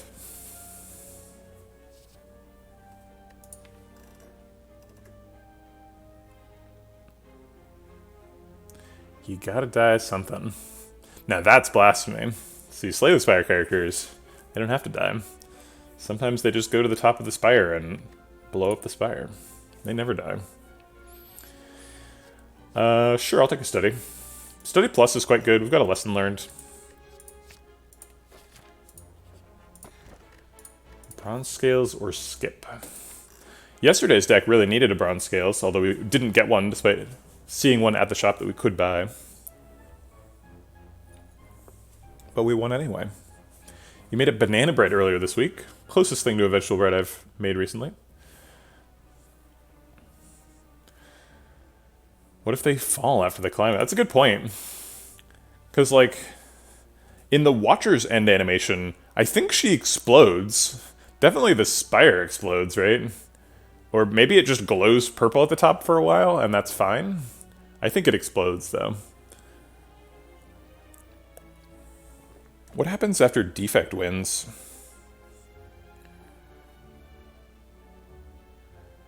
It, like, just shows him running to the top. I don't think it shows, like, the spire blowing up.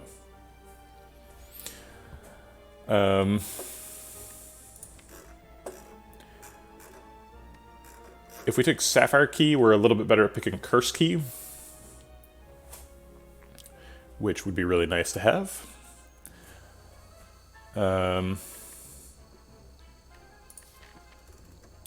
Yeah, I know you see like lots of 1s and 0s after the defect screen, but like...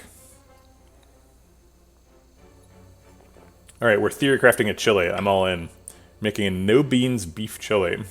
Using ground sirloin and cubed round. Adding diced onions and diced tomatoes. It is a chili. And celery. What other vegetables to put in if we want to make it as healthy... Make it a healthy standalone meal.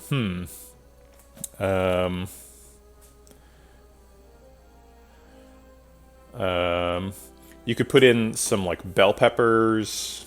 Gosh, what do you even put in chili? I'm not an expert chili maker. No beans is a weird call.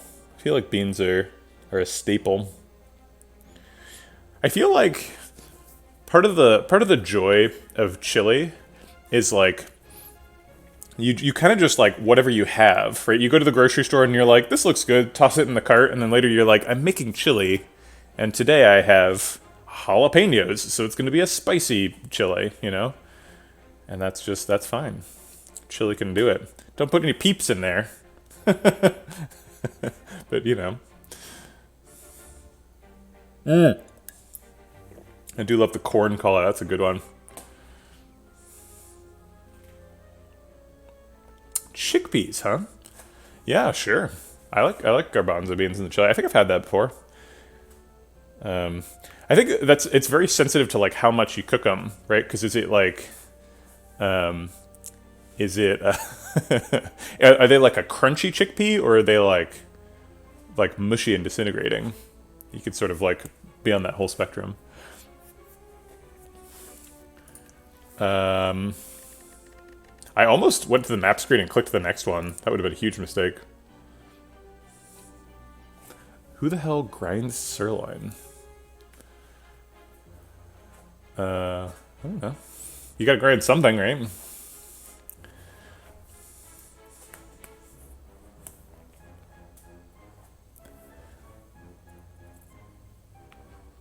When I buy ground beef at a supermarket, what type of beef was it before it was ground beef? Ah, okay. Sure. I'll take a Sapphire Key. I don't think Bronze Scales is really doing very much in Act 4.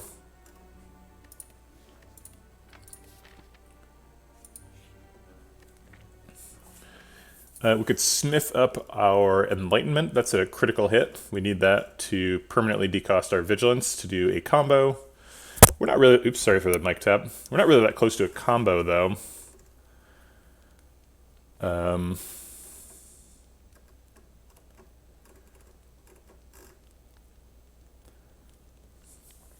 Carrots and broccoli. I'm not a big fan of carrots in chili, but I could see broccoli.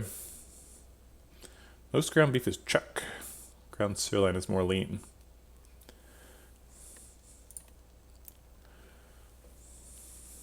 Interesting. When I'm buying ground beef, I usually like to buy like 80-20, which is pretty fatty. I think because a lot of the time I use ground beef to make burgers. You need the fat to make it all stick together. Especially if there's some sort of inclusion, like if you put jalapenos in your burger or something. Fat's the glue. Huh, Midbros always adds carrots to chili. Interesting. We could rest. Theoretically, we get full value out of that.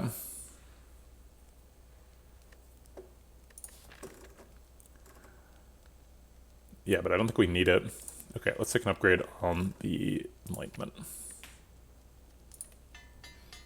Enlightenment has several good targets in the deck. Got the Wallops, the Lesson Learned, Protect, Study, Fasting, Vigilance even. A book, huh? Well, if we take Necronomicon, then we want Enlightenment to dodge the Wallops, because we want the Wallops to cost 2. I think the books are very good, especially the Enchiridion. Those powers would be super strong. Probably not getting too much out of Nurles. But with 2 Wallops, I think we're pretty interested in Necronomicon. I guess it does add a card to the deck, right? Adds the Necronomicurse.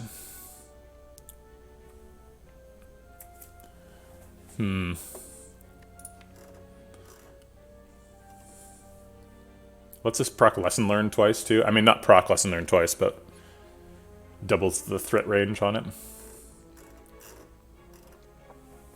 Would you ever consider doing just chatting streams? I feel like you're knowledgeable enough to make it interesting. Is that your type of thing? I want to.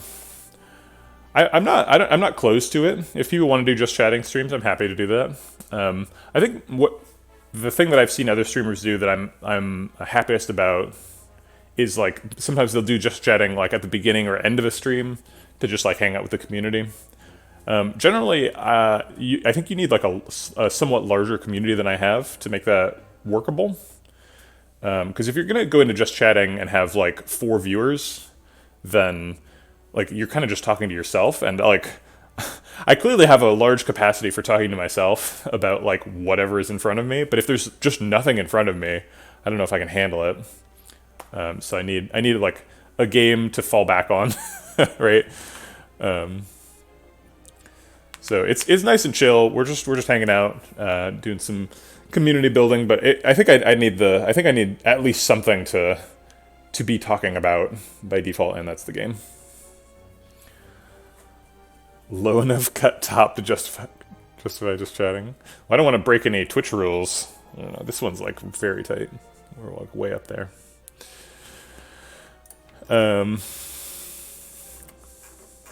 When I first started streaming, a couple people were like, "Oh, you have such a nice voice. Do an ASMR stream." And I was like, "No way, man. That's crazy." It's so weird. Maybe that was Sir Artemal. I don't know. I wonder what Sir Artemal's very first chat message was. Do you think there's any way for me to find that out?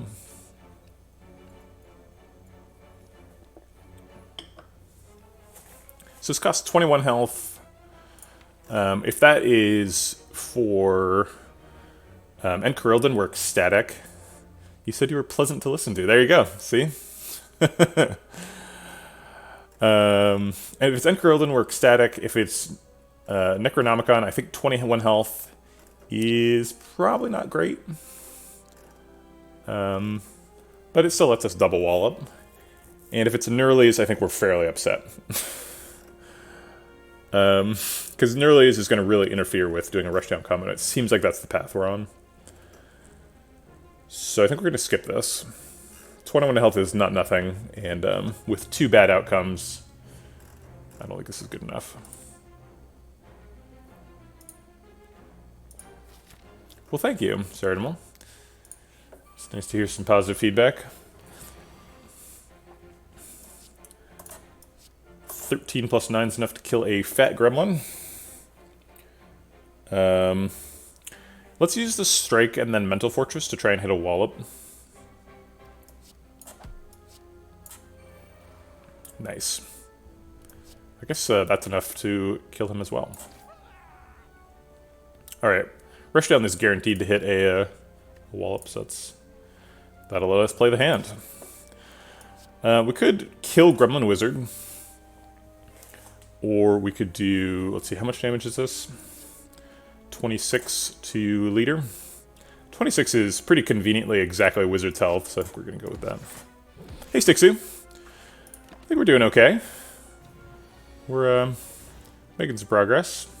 We are going to have to protect here. Because he could be hitting for, what is it? Is it like 33 if he attacks on turn 2?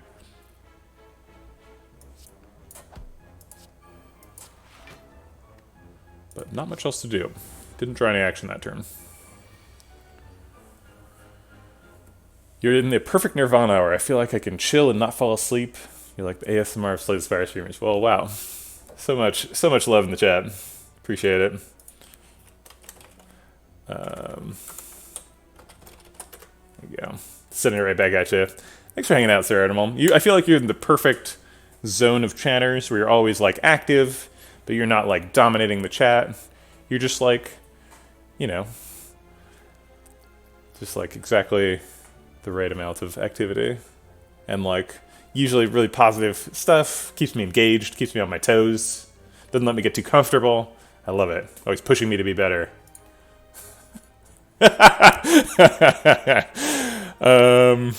we have Rushdown, so Tantrum draws some cards. We could Cut Through Fate first to try and find Fasting. If that doesn't work, Cut Through Fate Tantrum still perfectly kills Fat Gremlin. That feels pretty efficient. We also have Insight. So with Cut Through Fate and Insight, we can guarantee Fasting. I guess the best case scenario is that we Fasting before Tantrum or Cut Through Fate. So let's use the Insight first, see if we can find it. Sweet. Best targets for Fasting are Vigilance and Tantrum, so let's use it now. Okay.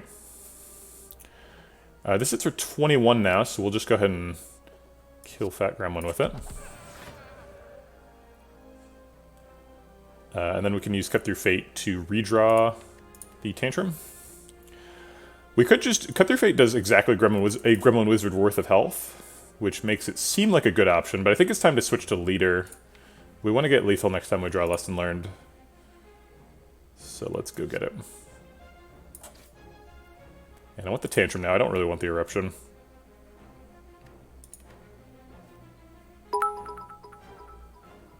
Is your wife jealous of our spark? Definitely not. We can block for more if we like Tranquility Tantrum, Vigilance Tantrum, or I guess Tranquility Tantrum, Vigilance, because that would change stances 3 times. It also draws some more cards. I think it's worth doing.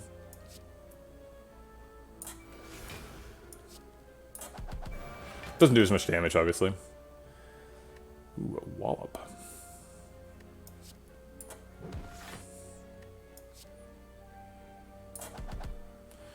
Alright, so that should be enough to set up Lesson Learned.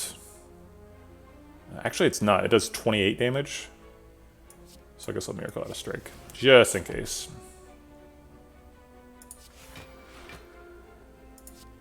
Oops, should have played the Enlightenment when we still had the Wallop and Vigilance in hand. That's my bad.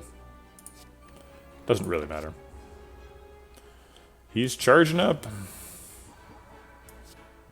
This is a poor Lesson Learned setup. Let's try and get some more numbers.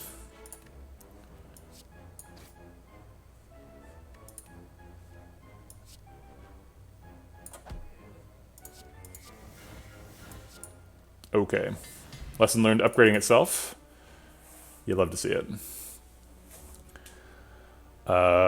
These all seem garbage.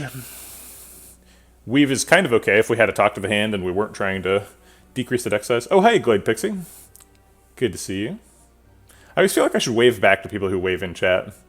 Also, Clohai is absurdly cute. It's ridiculous. It seems like it should be disturbing now that I look at it closer because it has no nose. But I think, like, just the fact that it's in like a, what is it, 24 by 24 pixel thing, there's not enough room for that many facial features. So I think it was wise to omit the nose. Hey, Saranimal. Alright, let's skip. Extra question marks could be apparitions, could also be ancient writing, which is definitely a card remove at this point. There's another card remove as well. Could be library for talk to the hand. A lot of good options. Boo! And then there's this one. The no teeth makes it creepy. I feel like most of the time when your mouth is open, you can't see teeth. Like my mouth is open when I'm talking, but you can't see my teeth because I'm using my lips for talking. Alright, I think this is sacrifice, unfortunately, and then we'll have to rest at this campsite. Can't really afford the extra card. Alright. What do teeth taste like? I don't know. Bones? Can you see my teeth? Oh, maybe I'm just wrong. Oh, yeah, my teeth are clearly visible. Okay, never mind. Yeah, my top teeth are visible. I had to, like, pull up my camera to be like, my teeth are visible? What? But, yeah, apparently. That's embarrassing. They can both be attacking on turn 1. Unfortunately, we're not going to be able to get 21 damage, so we're not going to be able to convince them to not attack either. What is the max damage from this fight on turn 1? Centurion Mystic. 14 plus 9, so 23. So we're going to want to get that protect. Okay.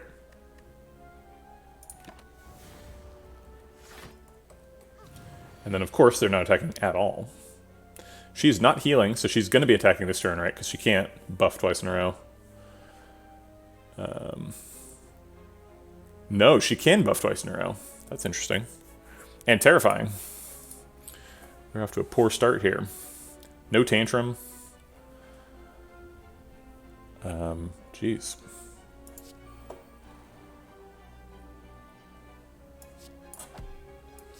We have done enough damage now that she is forced to heal. But we've only blocked for 12.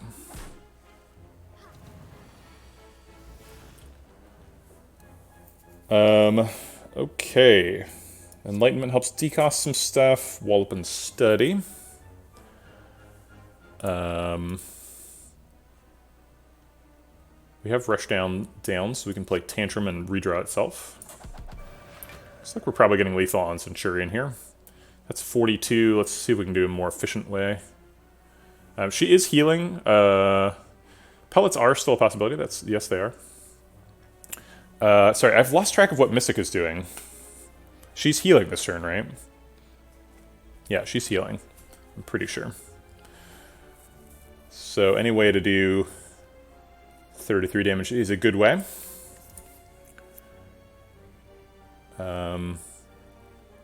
Yeah, I guess 42 is less than 44, which is the next highest damage number we can do. If we can draw Eruption, but the only way to draw is Tranquility Tantrum. Oh, I guess Cut Through Fate draws, huh? Alright, I'll Cut Through Fate.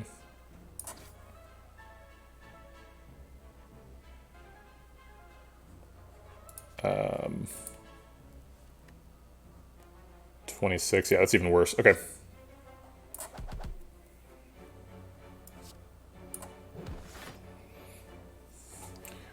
Okay, so we're trying to set her up for a lesson learned. Very awkward fight to set up for a lesson learned because of the whole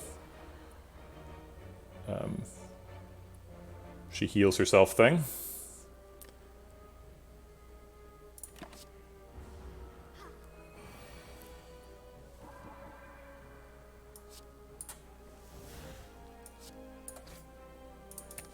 Come on, lesson learned. Darn.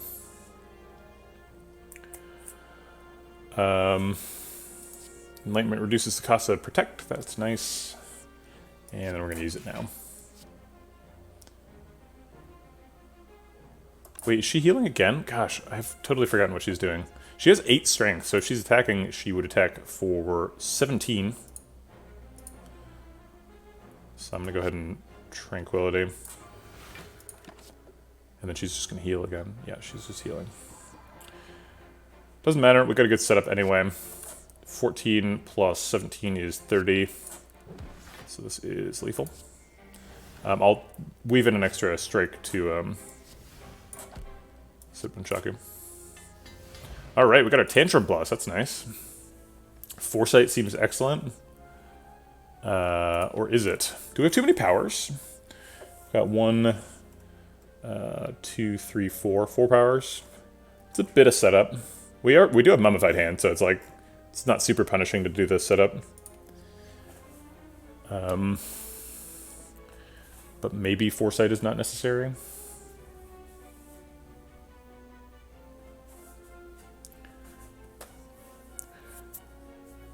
I think Foresight is presumptively good, and it doesn't add a card to the deck.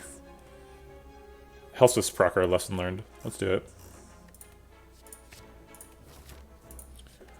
Is this still a rest? I said it was probably a rest. Yeah, we're still on our first run for the day. I know some streamers are like, on average, doing 90-minute runs, but that's not me. My average is like 4 hours. For a winning run. Average for a winning run is like 4 hours. Obviously, losing runs are shorter. We're not comboing yet, right?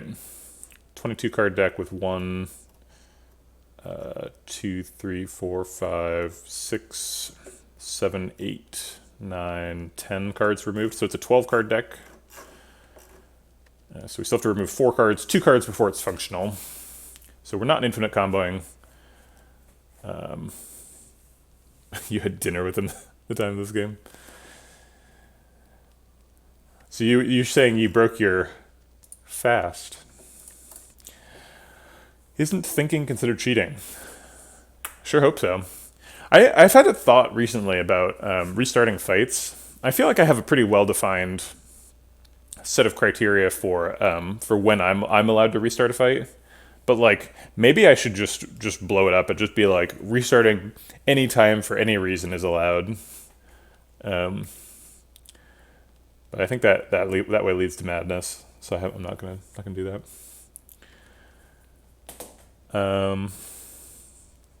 Yeah, I think resting is the safe thing to do here. I don't want to get randomly dumpstered by a champ here.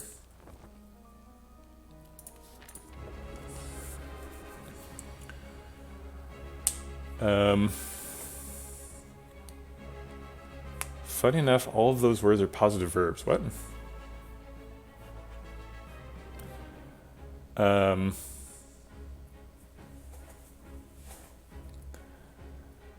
So double Wallop is probably the line here. We're already in Calm, so Vigilance doesn't really do anything. Wallop blocks for more. Let's go ahead and look up Champ, just to see what his damage is. Max damage is Heavy Slash for 18. So we're blocking that with double Wallop.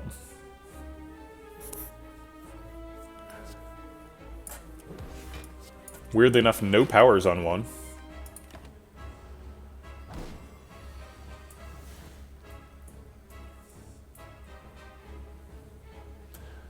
Yikes.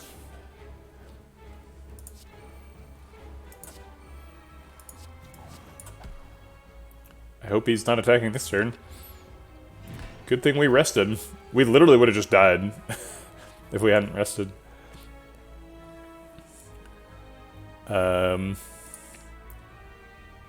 These cards seem pretty good.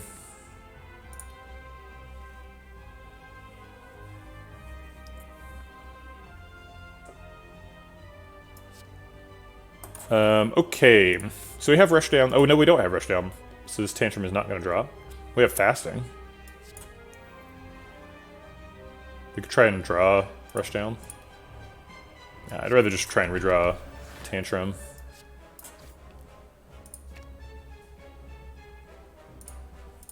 I guess I'll keep both. Yeah, I'll keep both.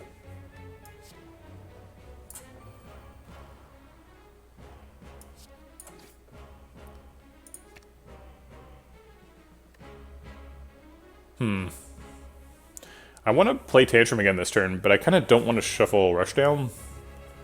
I guess I will.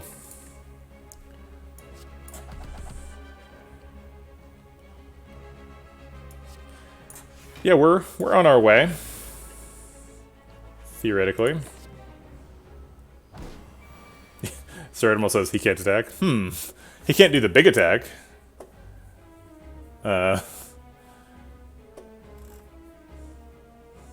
He's got multiple attacks. Oh, can't he attack you now? Yeah, yeah. This is not a great turn for Enlightenment. Unless that last card is Wallop or something. Yeah. We don't really need Eruption either.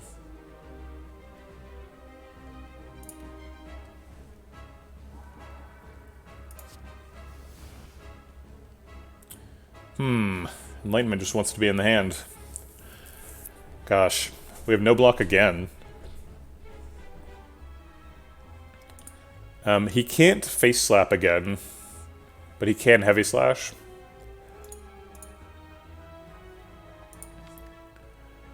So I think we have to take our chances with Rushdown here.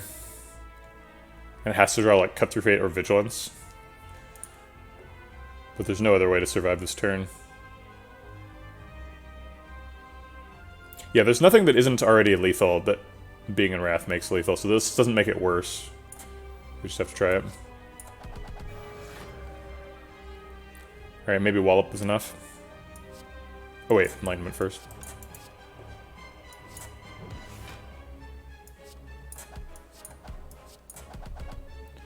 Alright, we just have to survive this turn. If we can survive this turn, we're gonna win, but... not so sure about that. Oh, we survived it. Okay. These seem great. He's gonna be healing now, but we're gonna blow him up. Can we learn a lesson this turn?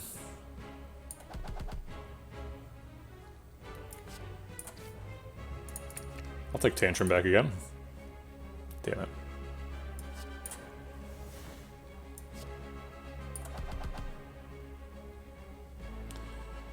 We have 4 energy, so we can Wallop Lesson Learn.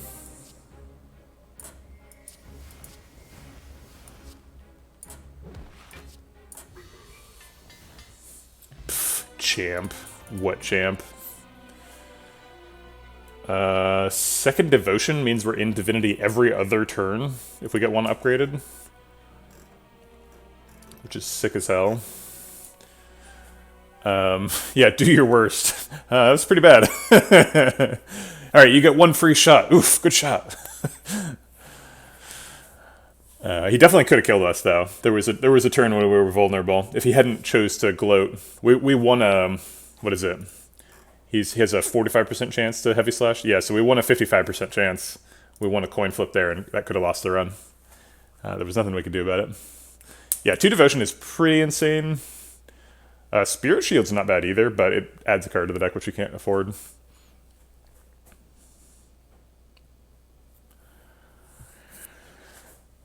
Deus Ex gives us a little bit more energy. Sometimes energy is fairly constraining in this deck because of the fasting.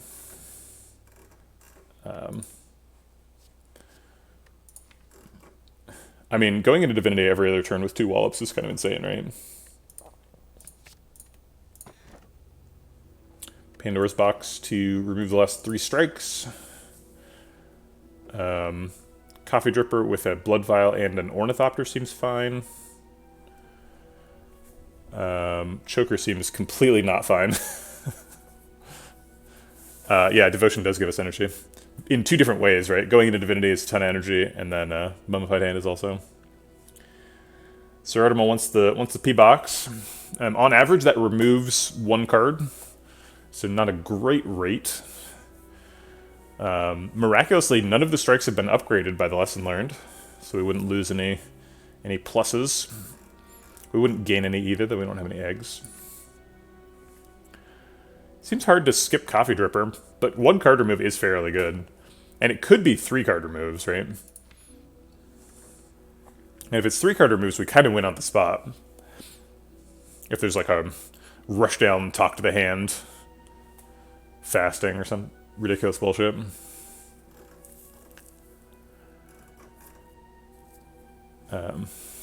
Two rush downs and a talk to the hand, a rush down and 2 talk to the hands. Any combination of rush downs and talk to the hands. More Wallops. A Ragnarok with our Enlightenment Plus. A lot of good stuff.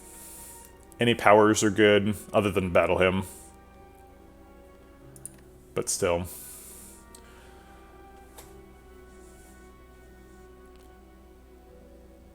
I'm gonna make a call for the crow that looks like a wolf to me. What are you talking about?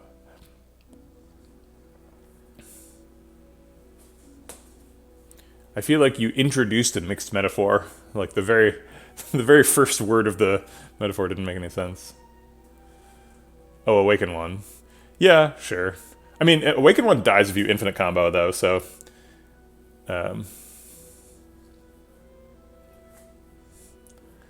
Oh, the crow that looks like a wolf. Sure, okay. I gotcha.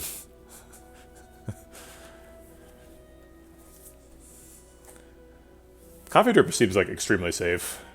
But Pandora's Box has more upside. I'm not so sure Time Eater's actually that bad. We're pretty energy dense. Fasting, Wallop, Mental Fortress, Devotion. If we're going into Divinity every other turn, we should be able to block him with Wallops. Even if we can't combo. Alright, I'm gonna do the P-Box. I think we're in pretty good shape here, even without 5 energy. What do we get? Boo. Boo. Come on, Pandora's Box. Don't do me like that. I guess that theoretically, Empty Body can be card draw, because we can exit Wrath and then re-enter. Sands of Time. That's fair. I mean, they're better than strikes, but... Boo. Alright, we have to hit 2 shops if we can. There's a 3 shop route. Boom, boom, boom. So that's guaranteed 3 card removes. And that puts us online.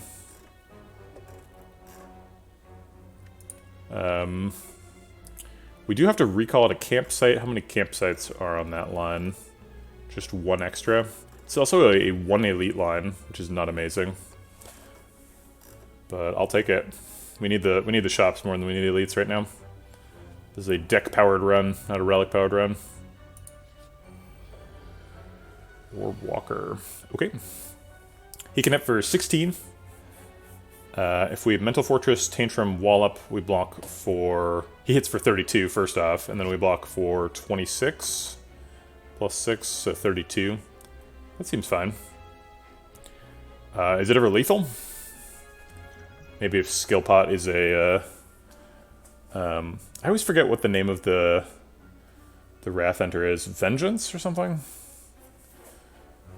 Oh, I think that's kind of an overcommit. I don't think we need to be doing that right now.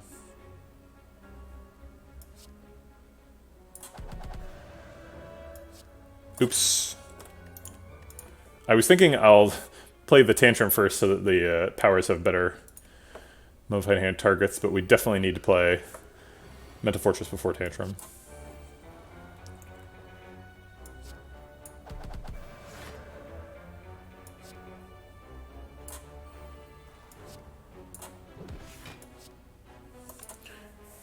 It feels like we're disrespecting Orb Walker a little bit if we don't lesson learned.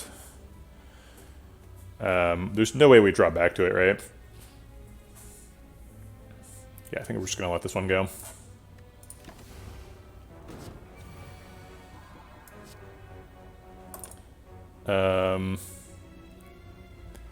We can get better setup if we Vigilance Eruption wall up. Better Nunchaku setup. Yeah, exactly. Orb Walkers are too fast to shuffle against. Ambrosia Pot, that's 5 health.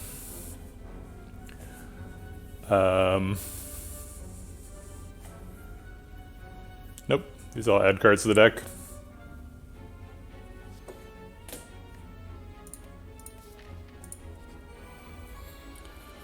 Darklings, a very difficult fight to get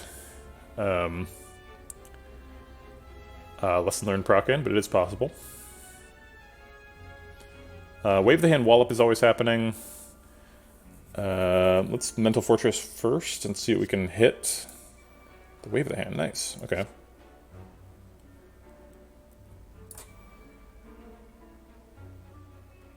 Guess we'll study and hope that it's Wallop, and if it is, we'll play Cut Through Fate. Sweet. I guess Cut Through Fate to see what the card is first.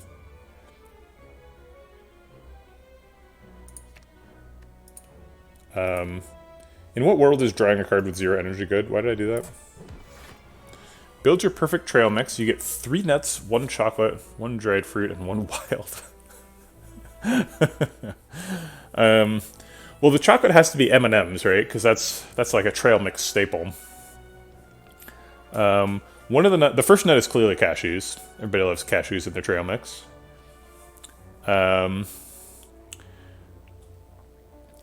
I feel like the dried fruit is probably apricot for me. I do like being a good apricot. Let's put a pin in that one. We might want to edit that, depending on the other answers. What are the other nuts? I did notice there's no seeds available, so we could do the wild as a seed. Almonds are nice. I'm not sure that's like a great combo with the cashews. It's probably almonds. Like, let's do this. Those really thin cut almonds, like the slivered almonds. Those are nice.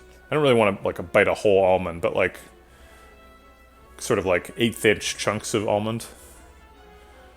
I have seen pistachio in trail mix, but I've never bought it, so I don't actually know what that experience is like as a trail mix consumer.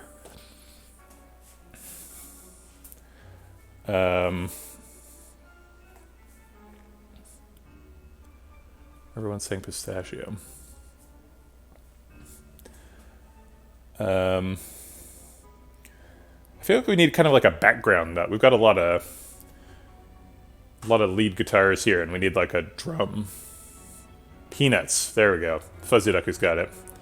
Peanuts. Okay, so we got peanuts, cashews, almonds, M&Ms. I think we are going to go with the apricots. I think apricot is a good mix here. Chocolate needs to be dark.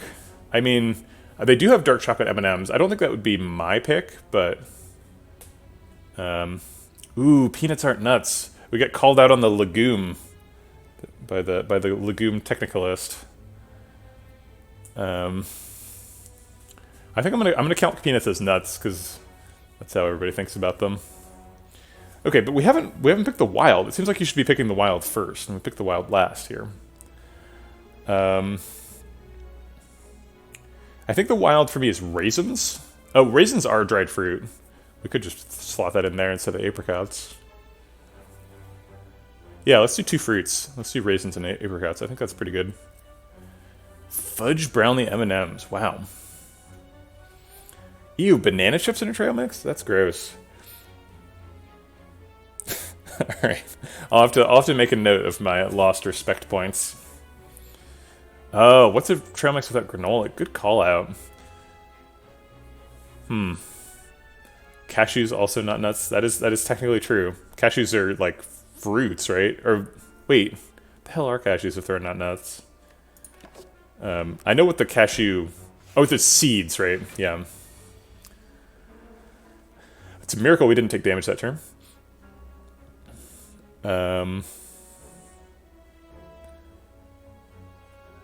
He buffed, so he's strong now. I thought about beef jerky, but we ended up going for 2 fruits. Empty body's not bad. We went devotion to hit either protect or wallop. We're definitely playing both this turn. I guess I'll cut through fate before, so I'll cut through fate now.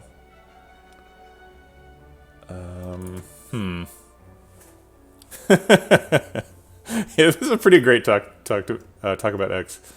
Good job, Jizzo. Excellent work. Wait, almonds aren't nuts either. Now you're just trolling me. What? Dude, the auto mod just tried to block you from saying how because it wanted to block the 2-letter combination OW. If other people type things with OW in it, does it get auto-modded? Because how have I never noticed that before? I guess I just used add permitted terms, so now it wouldn't block it, but...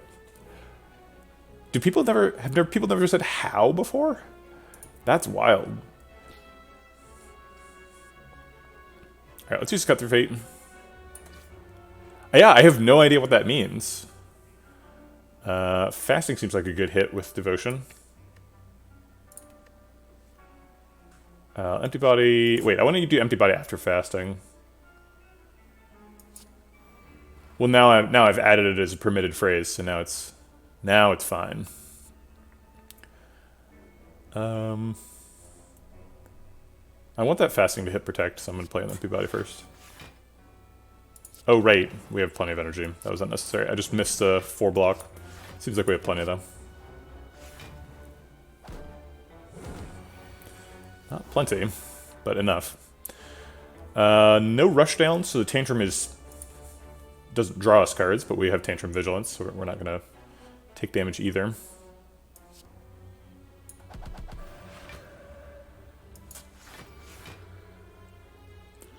If a skill pot can do 1 damage, we could kill that Darkling. It could be like pressure points or something.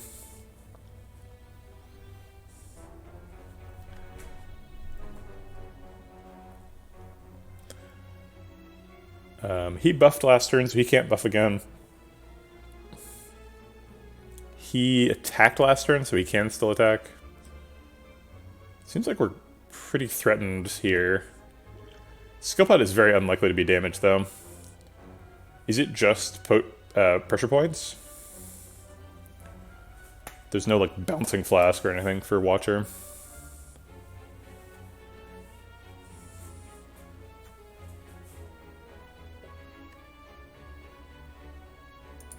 I don't know what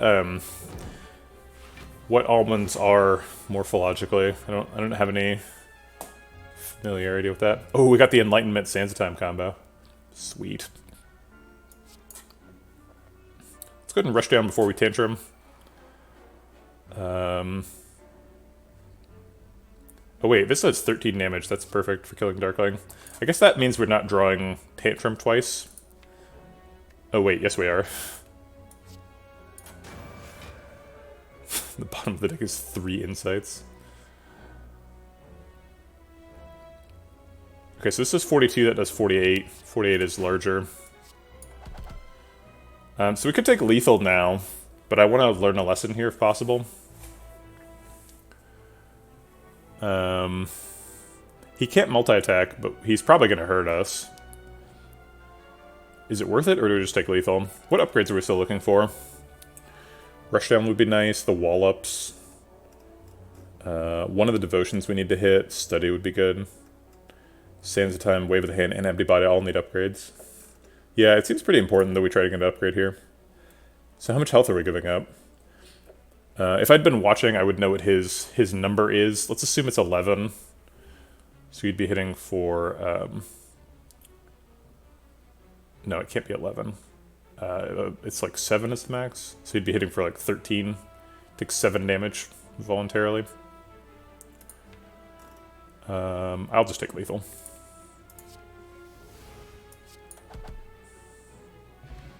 Darn it, should have drank a potion for health. These all add cards to the deck. Beef jerky has a lot of salt. So just have it in small quantities and drink some water before and after. You know what? I need some water. Should I make tea or just drink water? I'm always kind of unsure about that. Actually, it looks like my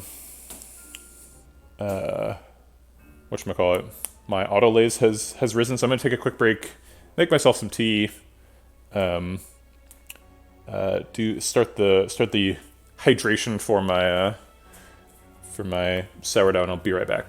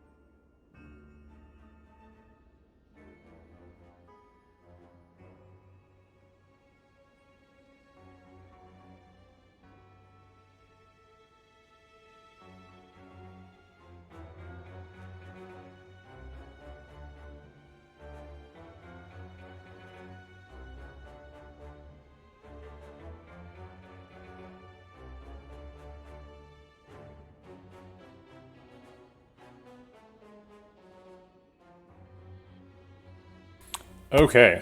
All right. Sorry about that. That was Ooh, wow. There's lots of chats. Okay, hold on. Let me catch up. Um.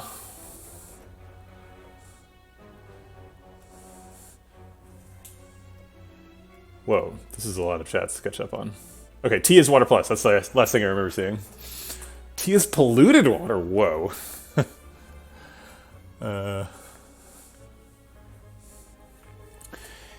Yeah, that's reasonable. Culinary perspective. People definitely call peanuts nuts, so um, yeah, I think it's reasonable to talk about it from a culinary perspective. I think it's even more reasonable to just like, if people commonly use the word nut to describe peanut, then peanut is a nut, right? The things that people mean by words are what the words mean. So when people say nut, that's what they mean by nut.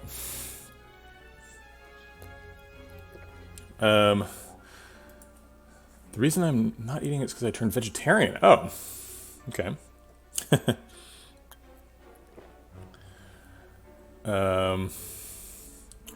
Yeah, sorry about not being able to post links. You can put it in the Discord. I think from the legal perspective of the U.S. government, it probably depends on which law. Laws probably have different descriptions about what fruits and nuts are. There might be a whole unified agreement on what fruits and nuts are. But who knows? Yeah, the U.S. Supreme Court really held its own. You know, once Biden was in office, like 20 federal court judges all retired. They were like, great. Democrats and Republican nominees, right? Nominees from George Bush, Barack Obama, I think some Clinton people. They were all like, all right, well, it doesn't really matter if you're a Republican or Democrat, as long as you're not like trying to set the whole thing on fire. Ooh, now we're talking about GameStop. Okay.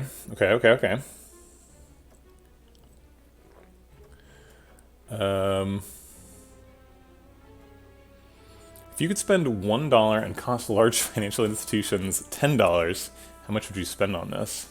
I don't have any vested interest in seeing other people experience pain. I understand that like capitalism doesn't work that great for lots of people, right? It's like definitely designed. It's called capitalism, right? It works well if you have capital, right? It's for money. So I understand like that people who don't have lots of money feel left out, right? And they should. And we should make an economy that works for everyone. But obviously, capitalism is going to work best if you have capital. Linguistic descriptivist. I hadn't heard that description, but yes, definitely. There's lots of attempts at like grammatical pedantry for like people to hold on to their original meanings of words, and like in some contexts that's appropriate, right? If you like, we were just talking about laws. If you need to interpret what somebody meant when they wrote a law, which is judicial philosophy, that's a whole different angle. But if you need to interpret what somebody meant when they wrote a law, then you should, figure out what that word meant at the time and not now. Hey, Carly. I don't think it's 20. I think I was exaggerating. But it was like at least like 10. A lot of people retired. Okay. I'm all caught up. All right, we're skipping all these cards because we're trying to do combo stuff. And we can't take the Bottled Miracle because our other potions are too good. Maybe it's better than Skill Pot? No, Skill Pot blocks for us sometimes.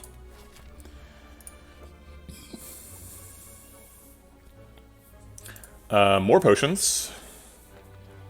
Ancient Potion can block the Heart's Vulnerable, which is something we don't currently have any way to do. Could also block a fasting debuff. Being a linguistic prescriptivist is crazy. Wait. Oh, I see. You're saying the opposite of linguistic descriptivist? Huh. The problem with words is that they're all defined in the context of other words. From like an epistemological sense, it's very difficult to pin the beginning of meaning anywhere, right? There's just there's a network of words, and together they represent the ability to transfer knowledge, but independently they're all meaningless. So like attempting to like try and say this word means this thing because that's what it originally meant when people first started using it is like not super helpful. I want to walk that back a little bit because I kind of made a statement that like nouns are impossible just there, and you know, there's an element of truth to that, but it's well,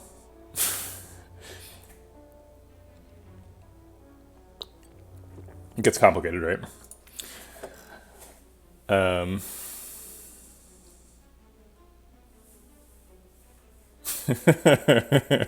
I do hate the literal meaning figuratively thing, but you know, the the people will have their way. The problem with Ancient Pot is that these potions are pretty good. I think it's probably better than Skill Pot, but the most terrifying thing of this deck is we draw a hand of like Fasting, Foresight, Devotion, Mental Fortress, Enlightenment, and we're like, oh, those cards don't do anything, and then we die. And Skill Pot prevents us from dying.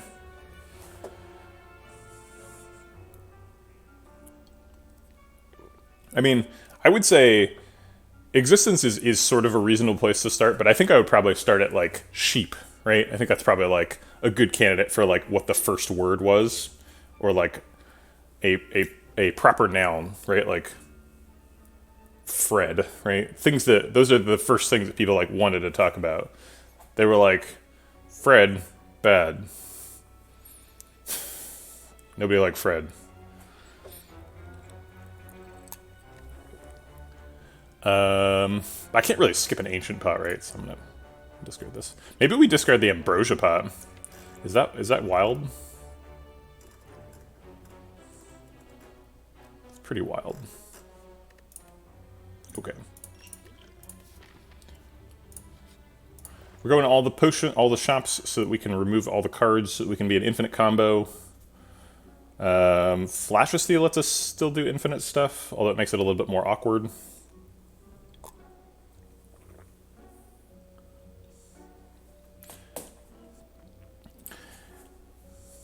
Yeah. Un autophoto. Un selfie. Yeah. Yeah, I do think the French government's efforts to keep a stranglehold on their language is sort of misguided and hubristic. I think we remove a Cut Through Fate next. Or maybe Sands of Time, or Empty Body, maybe? Empty Body draws cards with Rushdown. Cut Through Fate draws cards by itself. So maybe Sands of Time is the most expendable. Okay, so the expendable cards are Eruption, Cut Through Fate, Wallop Wallop, Protect,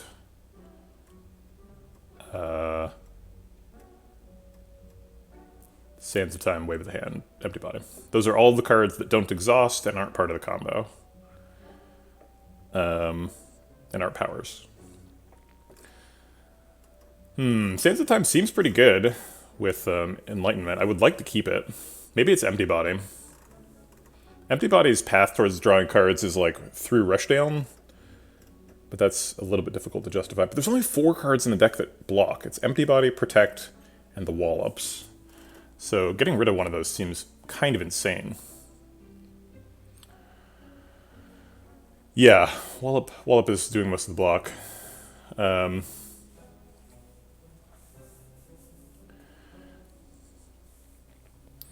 Yeah, it's fair to be prescriptive. I think that's pretty reasonable. I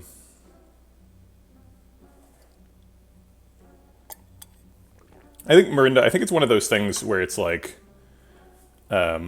either of the extremes are insane, right? So everyone needs to pick where they fall in the middle, right? Because you can't. It doesn't make sense to have a language that's defined entirely by like a dictionary, right? Because then like new words can't be created and all sorts of problems occur. common usage comes to conflict with the dictionary definition. But you also can't be completely, like, induction is impossible, right?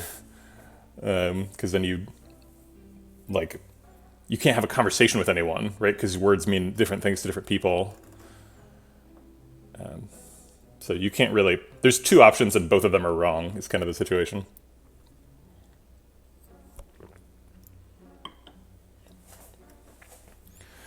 That's fair. 100% prescriptive. I guess that's the one where the world functions better.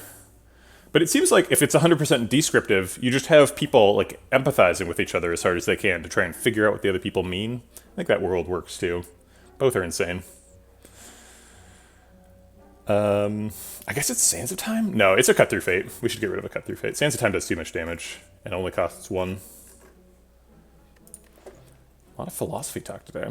I blame Gadoskar. Our language contradicts itself. Maybe.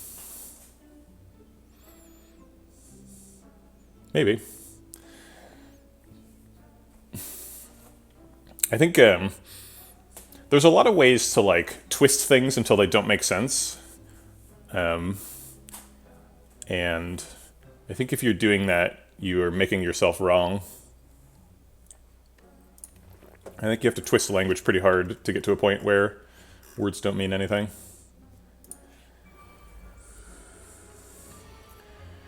Enlightenment is pretty good here. I hate this fight with Runic Dome. And that's just too bad.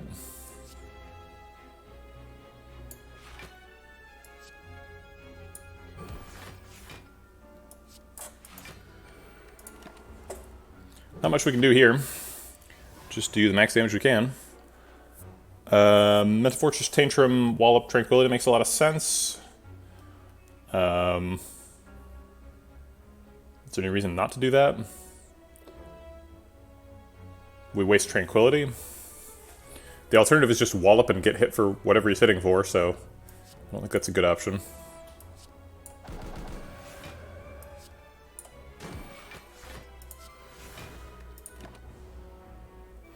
Darn. That really sets us back. We super need card removes, and that's a really big bummer. There was nothing we could do about it, but... gross. Alright, well, at least he's not doing it again. Man. Is that going to cost us the run? That just, like, stupid writhing mass interaction? What's our count at? 23 minus 1, 2, 3, 4, 5, 6, 7, 8, 9, 10, 11. Minus 11, so we're at 12 currently. Have to get down to 10. Yeah, we're not going to be able to combo against the heart. We're 2 card removes short. Or I guess we're only 1 short, right? Because we can remove at the Act 4 shop. So we have to remove at a question mark. So one of these 2 question marks needs to be a card remove. That's the only way we can combo against the heart now. Dang.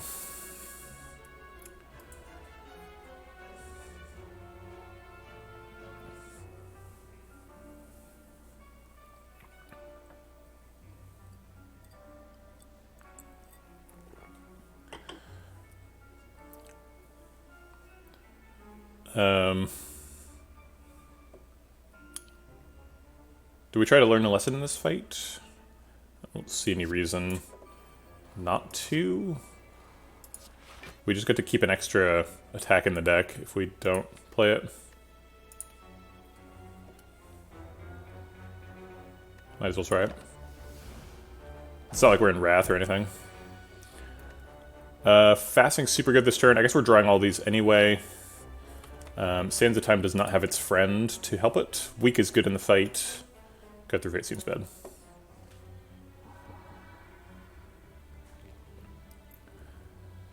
Alright, I think we're going to play a bunch of cards this turn. So let's start with Rushdown. Ooh, on Fasting. On Tantrum, that's like the cards I was going to play in order. I'm aware, I think, therefore I am, but it was an argument against the idea of a deceptive devil brain in a jar type of problem. I mean, but the deceptive brain in a jar type of problem is the is the epistemological problem, right? It is the there is no starting point problem. It's not like just because it was meant to answer some specific problem doesn't mean that there isn't a problem. The problem is still there.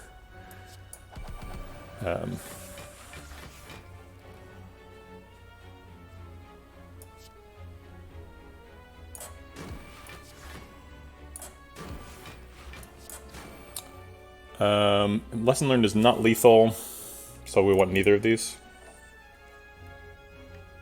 Lesson learned is probably lethal next turn.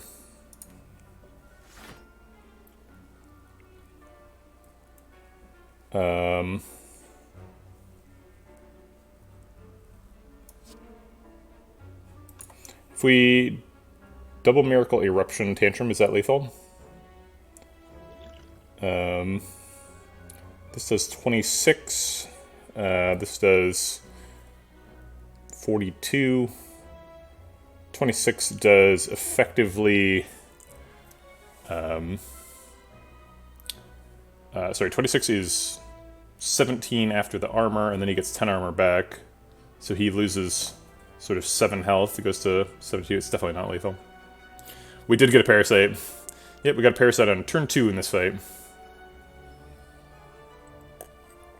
Okay, what about Divinity Tantrum? Is that lethal?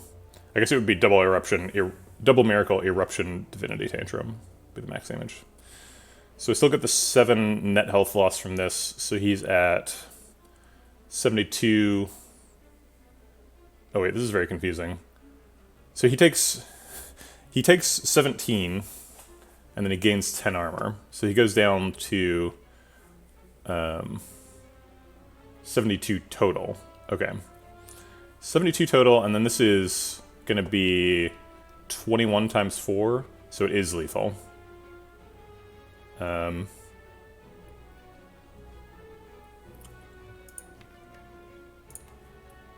seems better than getting hit for a bunch of damage and having basically no prospect at lesson learning.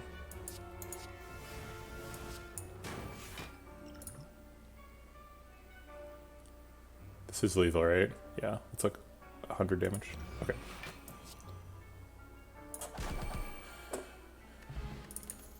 Okay, no potion from this floor. Can't take any of these. Those all add cards to the deck.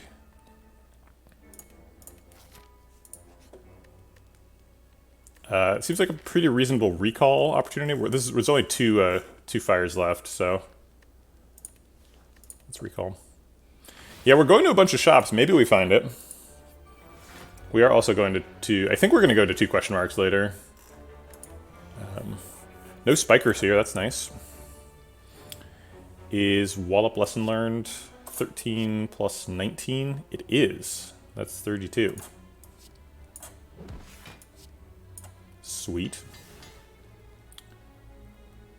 Tranquility doesn't do anything. Could use the Foresight, I guess, to try and hit one of those two.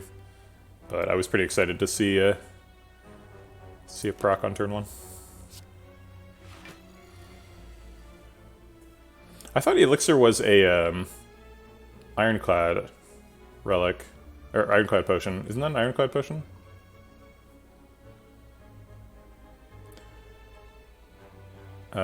No, yeah, we would lose the HP. The problem is we're still 1 card short. Even if we remove here, and in Act 4, we'll have a 9 card deck.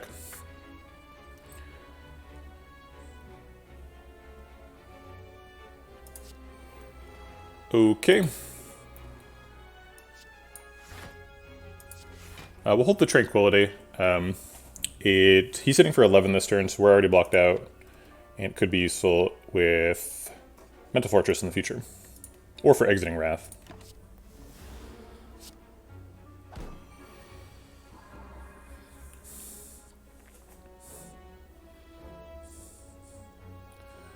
That's true. Omni would work. There's ways to get there. Here's the Mental Fortress.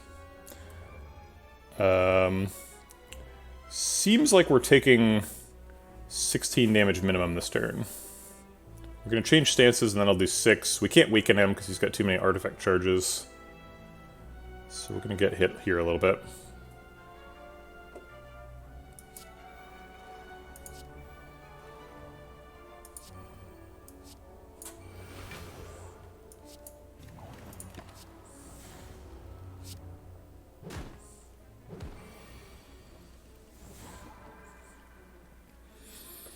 Have we gone into Divinity yet? I think we've only gone into Divinity like one time. Let's try and draw the Tantrum. Can't believe I just overfilled my hand.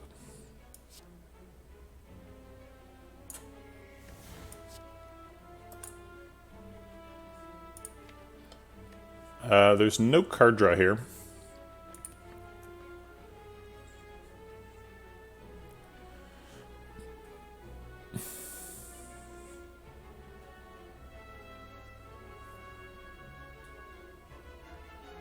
He's hitting for 11 again. I don't want to take 22. I guess we would only take 16. And we can block that, so never mind.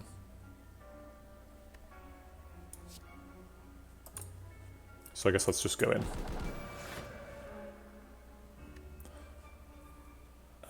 Sands of Time Wallop would be lethal, but we can't play it. Yeah. Oh wait, we can play it because of Devotion. Oh well.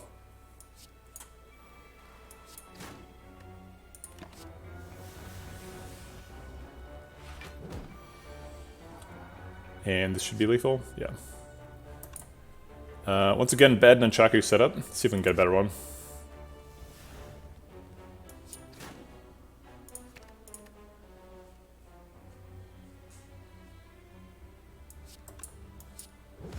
Slightly better. Okay. Crescendo we are allowed to add to the deck. Seems like we're in Wrath a lot more than we're in Calm. So I would maybe add another Tranquility, but I don't think another Crescendo.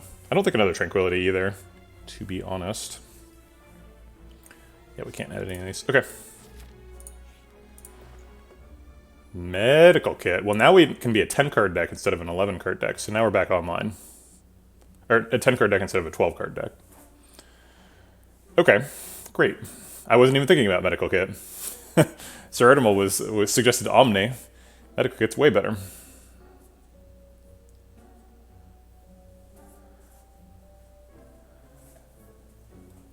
We can even afford card remove after Medkit. Get rid of that Parasite.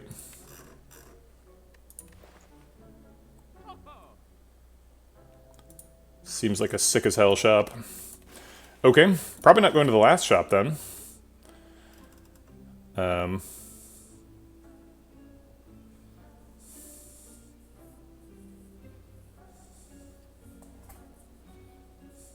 Wait, but 1 divided by 0 is infinity. Or it approaches infinity.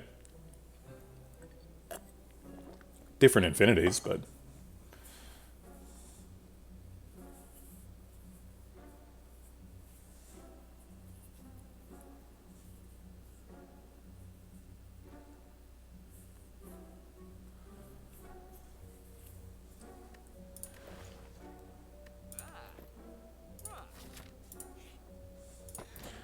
Ornamental Fan. Doesn't really change things, but it's certainly nice. Good to have another way to block. When some philosophical idea hits pop culture and everybody's mind is blown, even though it's a common idea. Common example, The Matrix. Matrix very similar to the brain in a jar idea we were talking about earlier. We were watching Westworld, the current season, which has some very similar themes. I guess I don't want to say too much about that because I wouldn't want it spoiled, and I don't want to spoil it for other people. I don't think it's revealing too much to say that Westworld has some philosophy in there.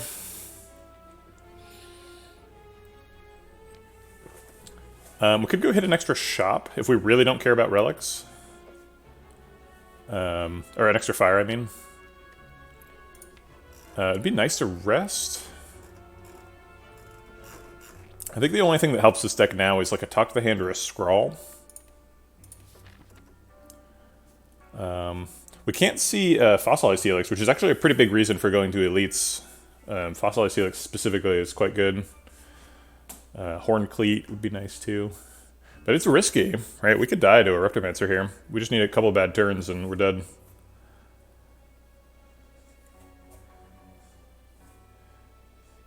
Yeah, that's true. What is the fundamental insight from Inception? Just that, like, people can have ideas in their sleep?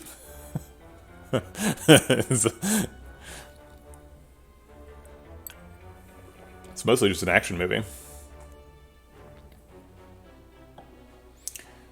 If you were gonna like tell people the name of the oh gosh, there's no way to approach this correctly. If you were gonna tell people the name of one of the primary characters in Inception, and you wanted to avoid dead naming that person, do you use their name from the time or their current name?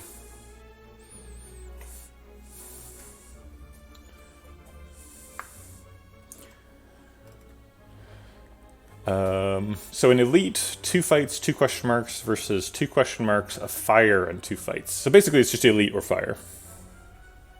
And slightly different ordering.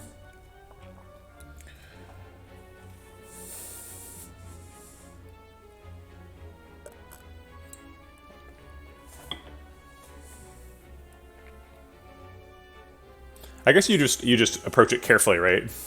You tell them what their current name is. And there you go.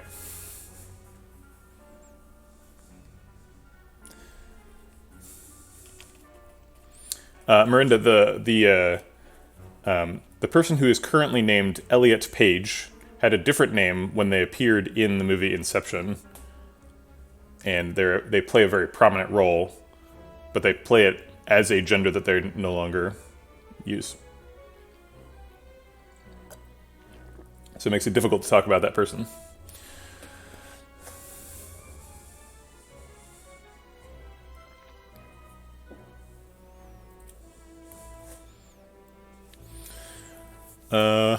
Maybe a fire is better?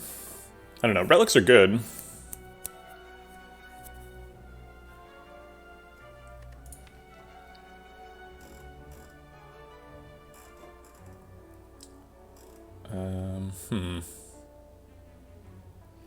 You think you just used their new name? But that's not who they were when they made the movie.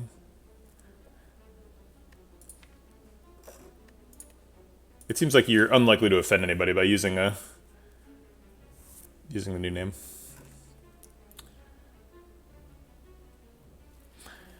Like, what relic is good? What relic do we want?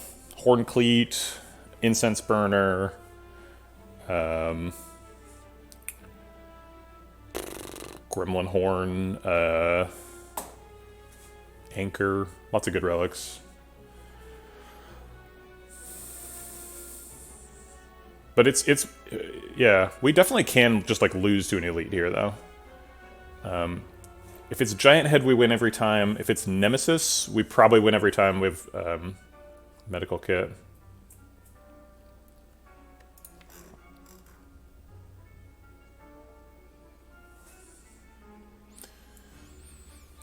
Yeah, see, the place where I started was what Miranda is saying now. If you're talking about the movie, use the name which they used to appear in that movie. But I just feel like that's an opportunity for someone to get offended.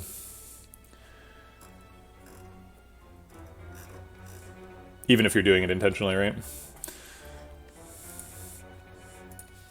But yeah, now I think I'm more where Arrogant is, where it's just you use the new name, period, and then if somebody gets confused, you can tell them what happened. Oh, I see it. Okay. Alright, fair enough.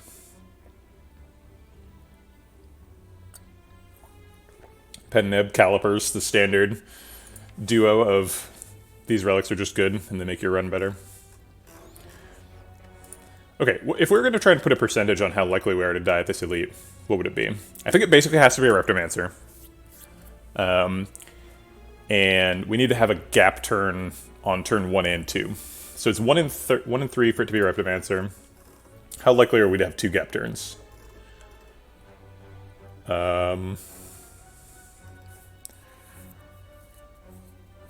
It's pretty hard for us to not kill a dagger on turn 1 with a wallet plus bottled. I think we almost always kill a dagger on turn 1. We could like get stuck in Wrath. Yeah, it's really not that hard to imagine. So I think it's like maybe 10%. Yeah, I don't think I'm willing to take a 10% chance of losing the run for a relic here. I think I'm going to go for the fire.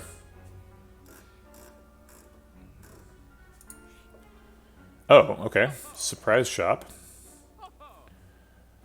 I guess we can take another card remove.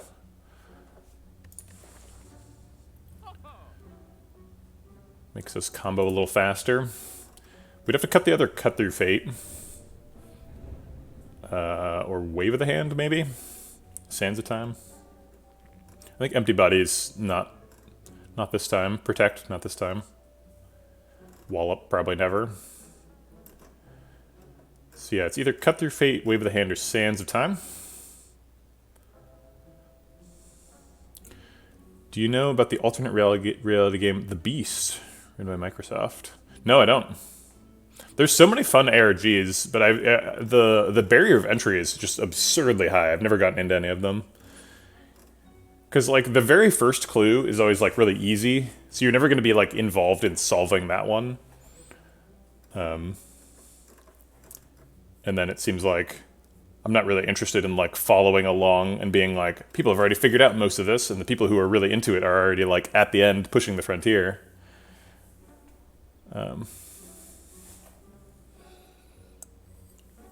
This is going to take a weird turn. I sort of wonder about QAnon, because I've heard lots of news sources describing QAnon as like a game, and as a game developer, obviously this is like clearly an ARG, right? Oh, ARG stands for alternate reality game. It's where you sort of like pretend that the game's fictional world and the real world are overlapping.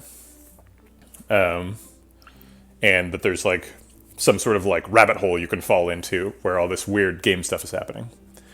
And the news articles about QAnon claim that people are like having these really interesting aha moments and they're like figuring stuff out and piecing the pieces together. But like, it seems very difficult to construct an ARG in which like lots of people are participating, nobody's calling bullshit, and they are all like having interesting aha moments. It seems like there was some genius game design that went into it. But it seems like it's very difficult to like to like figure out what the hell happened, and like I don't really want to be involved in the culture. So I don't know. That's kind of I think that's probably going to be the end of my interest in QAnon, unfortunately. But it seems like there's some interesting stuff in there somewhere. Not that I'm not pushing a conspiracy theory. I'm just saying it seems like that has some interesting game design implications. I'm gonna get myself into trouble talking about this. I apologize. I will take a note about The Beast. Yeah, they archived it. Seems like that's sort of necessary if you're gonna run an ARG. I have done a very poor job at following up on notes that I make for myself during the streams. I have like kind of a long list of things.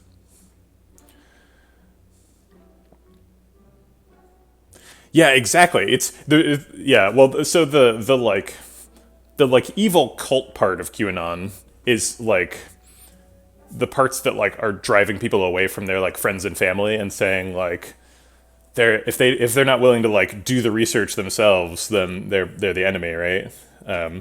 So that part is obviously bad, but it seems like that part is important for allowing people to give themselves the permission structure to like connect these weird threads and be like, they were hiding it from us the whole time. It seems like conspiracy theories and ARGs are a natural mix, and I guess that's unfortunate. It's kind of like I also am a game developer, and there's also another dark corner of game design, which is casino games, right? Like slot machines. And man, that is a real moral jungle, trying to justify that shit to yourself.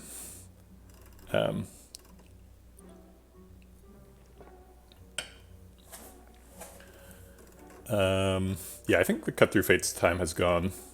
I think we don't need him anymore. Okay. If you do read through The Beast and want to play it... Huh. Interesting.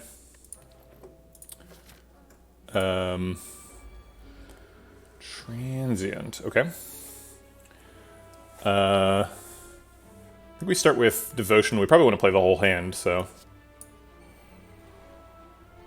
Okay, and then...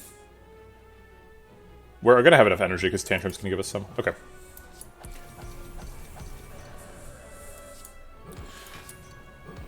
Actually, I would say that man calipers would be good. 91 block. I would say that. Oh, we have guaranteed sands of time.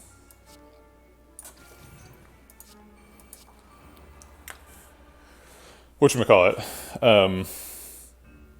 Gotcha games and casinos have a lot in, and like slot machines have a lot in common. He hits for 60 on 2, so he's hitting us for 12 right now. I want to block that. Oh, it was 2. It was 50. Darn. Weak is ineffective in this fight. We're already in Calm, and we don't really want to be in Calm. Protect is also not very effective. I think we just want to draw back to Tantrum. We have Rush Down up, so Eruption will draw 2 cards, hopefully getting us Tantrum. Not guaranteed.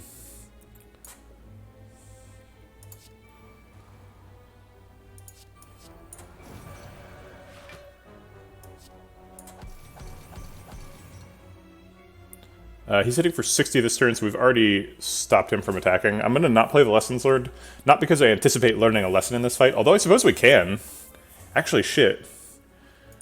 Do we learn a lesson here? There's 9 cards in the discard pile, 3 cards in the draw pile. We're getting rid of one of them. Can we learn a lesson if we don't... Or can we infinite combo without getting rid of lesson learned? This card exhausts, so we can still get rid of that one. So there's 8 permanent cards here. If this card is permanent, we still have 2, so no, we'd have 11 cards. That's too many. Right, it doesn't really matter, we're leaving it anyway, but just to have an extra attack.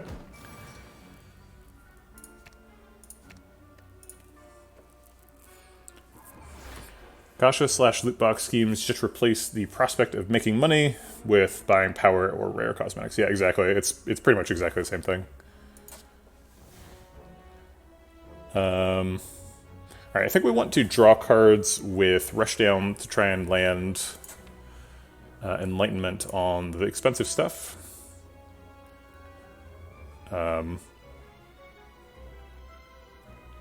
We actually don't have to wall up because this is going to do enough damage that he can't hit us back.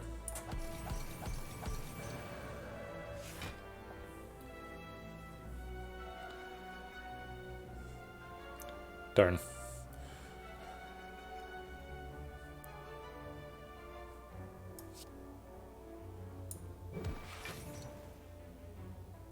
Let's get rid of this. Actually, we don't have to get rid of it. It's in hand, so...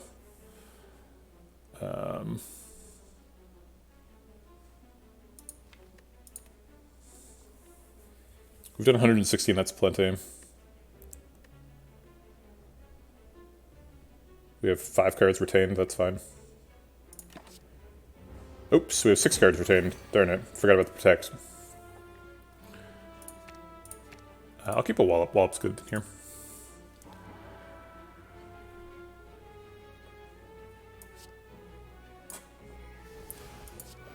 Alright, let's use Tantrum to draw Tantrum, I guess.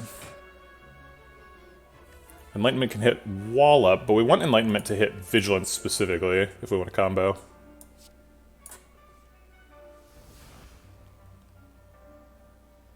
We can use Empty Body Tantrum to draw.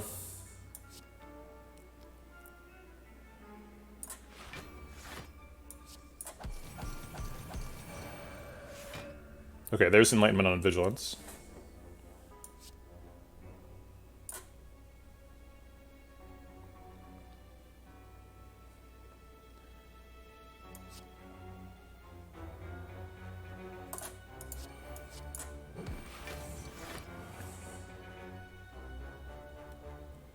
Oh man, sorry, I've been completely ignoring chat because I'm like way into the trying to get this to combo to go. So we're getting rid of Ascender's Bane here.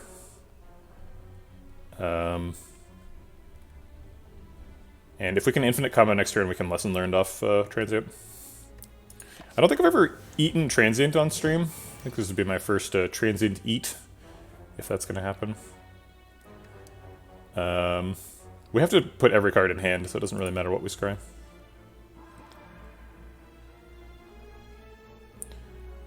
This is the last turn, so we might as well Miracle.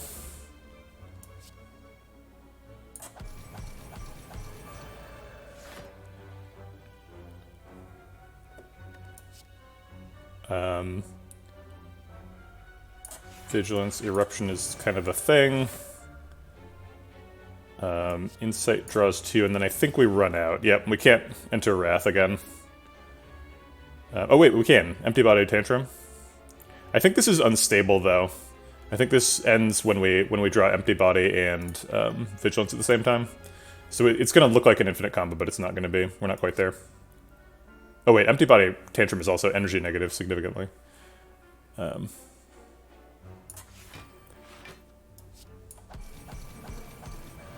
It might be enough damage to get lethal, though.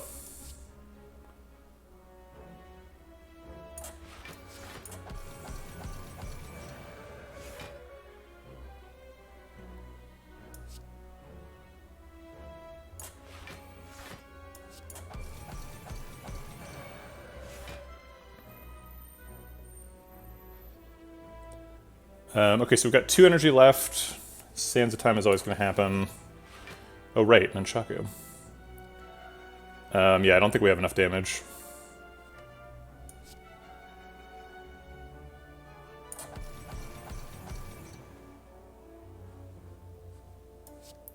Not too far off, though. Seems like drawing a 10-card hand is kind of the problem with this deck.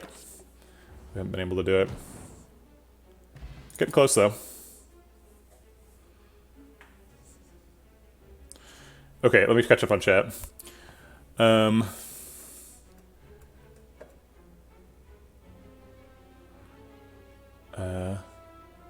promotional material for the movie, they had to credit one of the cast members as the movie's sentient machine therapist. Whoa. Homepage with a fictitious university. Wow.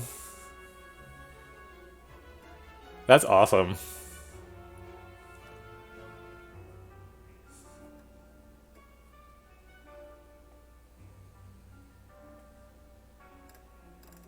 Cool. Casinos would rob kids if they could. Yikes. We could pick Like Water theoretically. It doesn't add a card to the deck, but it also doesn't help with anything, so I think I'm going to skip it.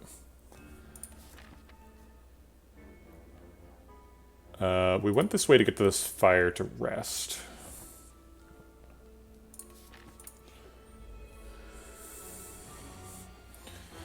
Okay.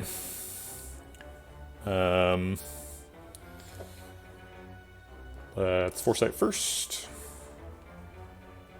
This doesn't really matter. Do we go back into Calm? There's not really any reason to. He's just going to constrict us.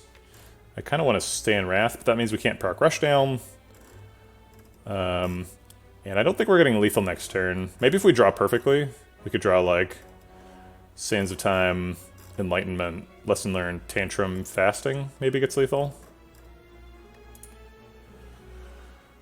There needs to be put more work into regulation around gacha / loot boxes. Casinos are only in the state they are in now because they've been policed over time, given that they used to be associated with criminal associations that would have burly men take you out back if you were winning too much. Casinos would put a second train on the tracks to solve the trolley problem. I don't know. I don't know about that. I feel like it's important to have regulations so that marketplaces function appropriately and people can, live their lives free of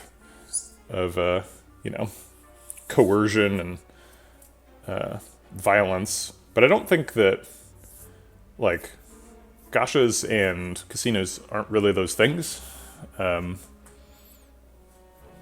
don't know if people really need to be protected from those. I don't think I really like Vigilance. I think I'd rather play a Wallop next turn.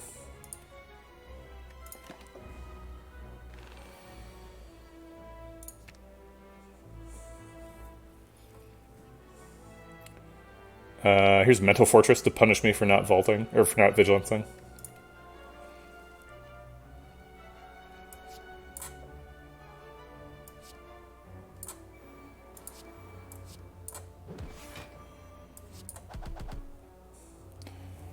probably taking a bunch of damage this turn. It's either 25 or 18.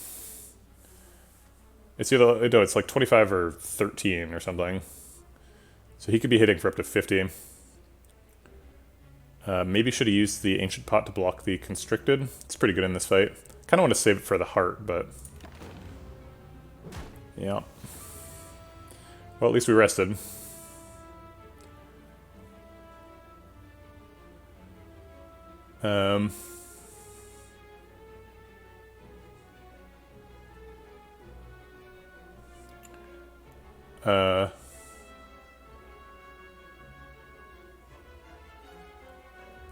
We don't need study here. I think we're trying to gear up for a lesson learned this turn. So I kind of just want to draw a bunch of gas. Like, give me a fasting. Sands time works. 40 plus 26 is almost enough by itself. It's a lot of energy, but we still have enough for Tantrum. Actually... yeah. Let's see, 24 plus 40 is 64, so it's not a kill. Which is what we want.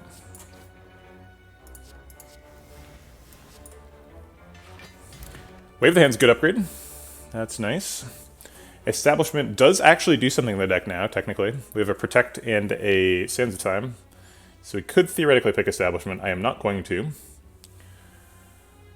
I'm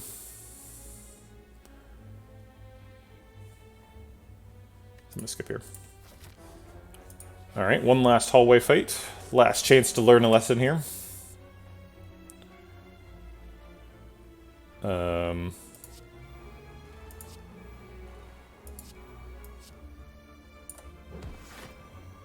I think we are going to try to learn a lesson, so I'm not going to just toss that out there. Empty Body makes the Tantrum pretty safe. Study can decost Sands of Time, but isn't likely to do so. I think we're going to skip Sands of Time. We had the Enlightenment. It was the next card.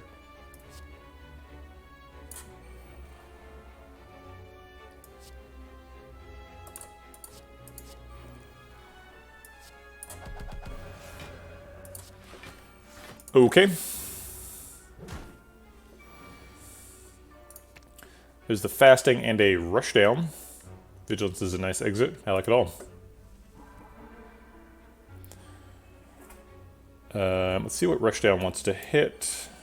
Same with Devotion? Actually, wait.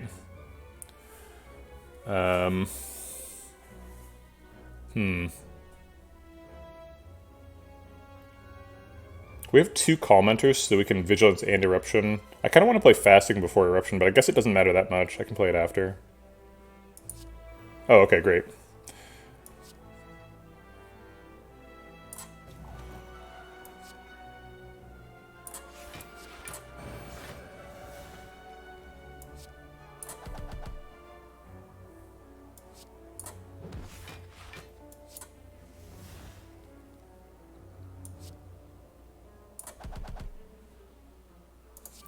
Okay.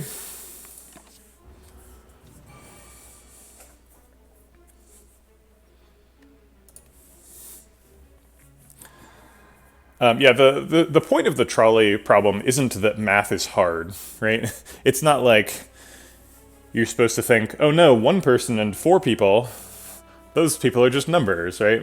The point of it is that, like, you need to ask yourself more questions. And, like, the situation can be made more complicated, right? By intervening, are you becoming responsible for things? Have you put in the due diligence to evaluate the comparative value of these lives compared to each other? That's really the brunt of it, right?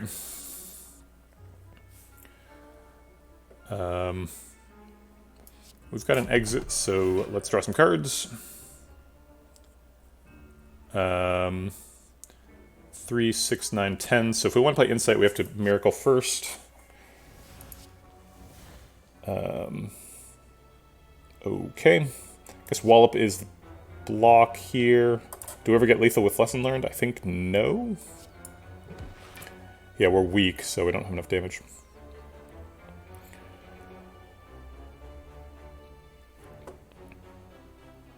I should have thought about this more before I started clicking cards. I guess with 5 energy, Wave, Wallop, Vigilance blocks for quite a bit. We're in Divinity next turn, which is interesting, with 2 Wrath Enters. I guess I'll hold the Sands of Time for that, and hope to redraw Lesson Learned.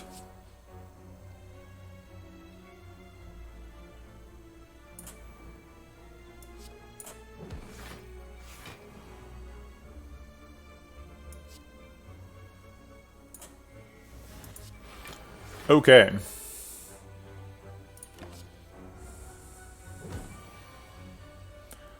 I think we just want to draw a Lesson Learned, right? We're in Divinity, so just Insight, I think.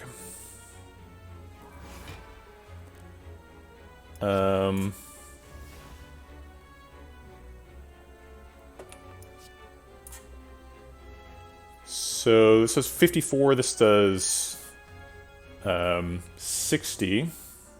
So those would both kill him if we did that. We could do Wallop and then Tantrum, which has a 50% chance of drawing, and never locks us out of lethal.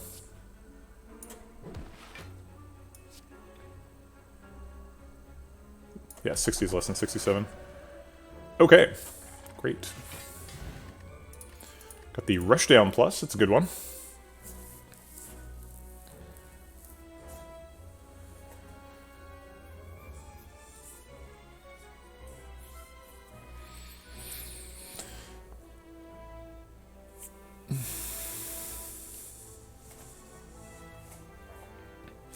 Well, the difference as a doctor, if you mean what you seem to be meaning by the word doctor, is that you have sworn an oath not to sacrifice healthy humans.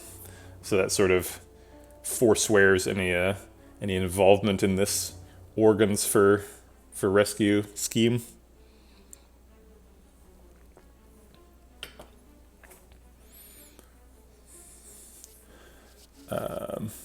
Let's skip that. Okay, well, I guess we rest again. There's no super good upgrades. Wallop's probably the best one. Study's okay. Eruption's okay too. Actually, we kind of need a Devotion Plus, don't we? If we want to be going into Divinity every other turn.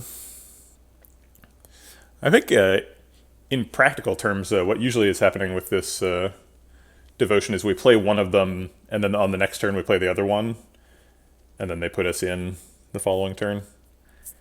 And that still happens if we upgrade one. There's also a law that prohibits you to push people on trade tracks. Is there?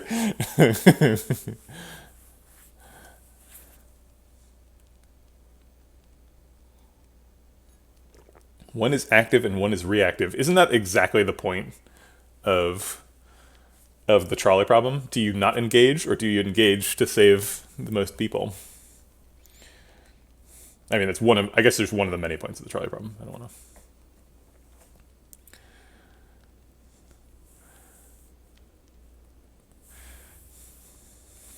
It's true. The Hippocratic Oath is sort of a cheaty way to get out of the problem.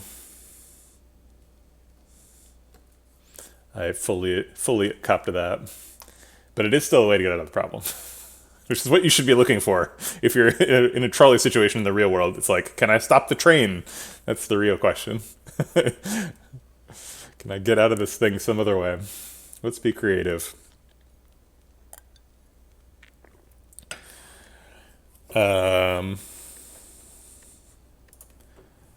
I think smithing Devotion makes some sense. Smithing Eruption or Study or Wallop or maybe Sands also makes sense, but I think resting is probably the correct answer. Okay.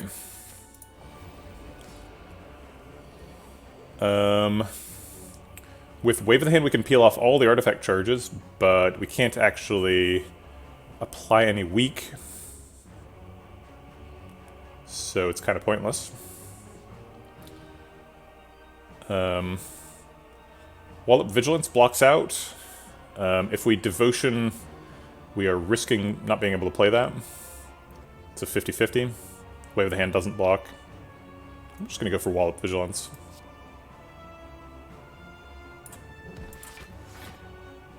If we get hit there, it's not a disaster because we proc Puzzle and get to go a little sooner, but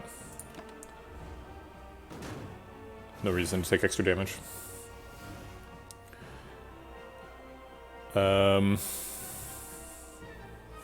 We don't get to land Enlightenment on the important target, which is Vigilance, but we do get to land it on Sands of Time here.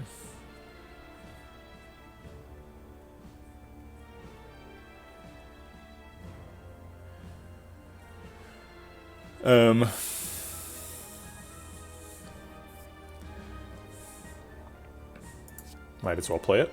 There's no way to draw cards this turn, so no real downside. Do we play Sands of Time? It's going to cost 0 next turn, and next turn we might be in Eruption, so I think it's better next turn than this turn. I'll hold it. We are going to proc Puzzle now, though. So we end up drawing 8 cards. We should only hold 2 if possible. So we either have to burn 2 Miracles on a turn we would end with 7 energy, or we should play Sands of Time and a Miracle, or we could skip a draw. I don't like skipping a draw, so I'm going to use the Sands and a Miracle. And end with 6 energy.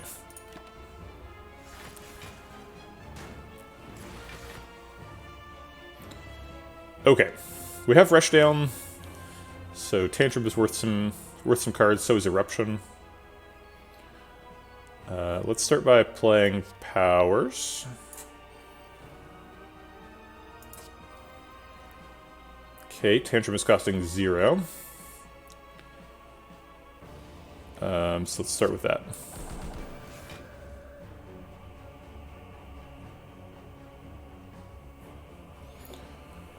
Donu is attacking this time, or no, it's Deka. Donu's buffing again.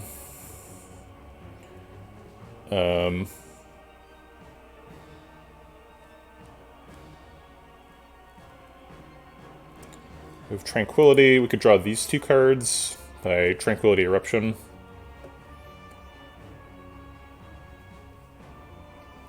That would get us Fasting and Study, which seems good.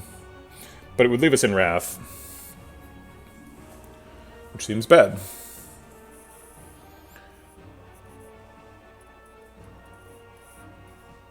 So I think the line here is Tantrum, Miracle, Wallop, Tranquility.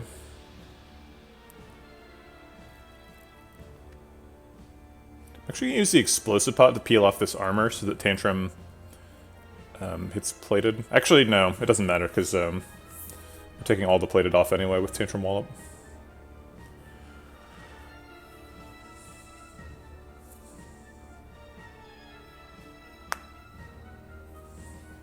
How would sacrificing for not be moral? Wow, I've missed a lot of chat stuff. So there's a lot of people going back and forth. I can't engage with all of it. Is it moral to kill a young girl if doing so will create a vaccine that might save the human race during an apocalypse? This is a very realistic question. It's not legal in the United States, but in Britain they have what's called challenge trials. So it's clinical trials where people sign up, get vaccinated, and instead of going out into the world and potentially being infected, which is how they do clinical trials in the United States, in a challenge trial, they like take coronavirus, stick it up your nose, and see if you get infected. So we're in a bit of a different place in the 2 countries where, when it comes to that specific moral question, which is interesting. And if 2 countries are at different places, then it must be somewhat ambiguous.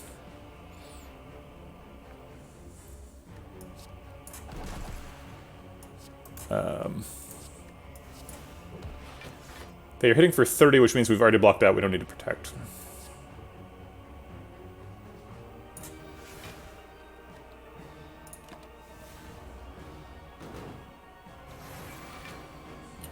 Okay, we want all of these.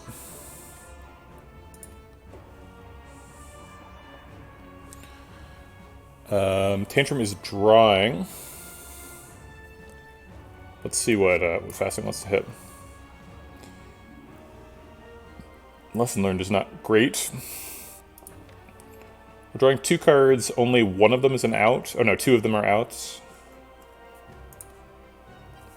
I think it's pretty important that we don't end in Wrath here.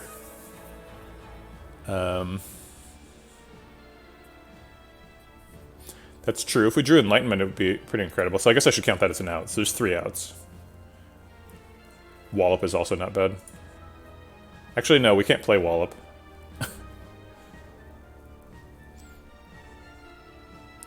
If we study, there's a 2/3 chance it hits one of these, and then we can just Wallop Protect. Oh wait, no, we could just Wallop. Oh my god, Nunchaku.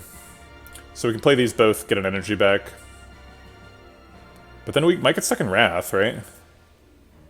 But I guess it doesn't really matter if we're in Wrath or not, because Wallop is either going to block for twice as much or half as much, right? It currently blocks for 33, though, and he's only hitting for 36. I guess I should stop highlighting both of those, because we can't play both. Alright.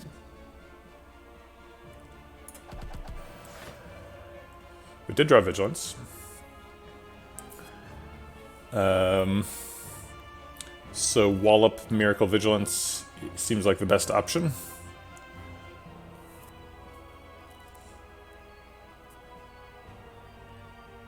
Can we ever study here? Nunchaku, right, Nunchaku. So if we Wallop, we have 2 energy left. So then we can do some stuff. Okay, let's Wallop and then see what study hits. And then we can Miracle afterwards, either way. I guess we could play Sands of Time and then Miracle Study. But then if it hits Protect, we're blocking for 52. He's hitting for 36, so that'd be 72. We take 20. Seems unacceptable. So we can't study, we have to Vigilance. But we can Sands of Time. And Lessons Learned if we want.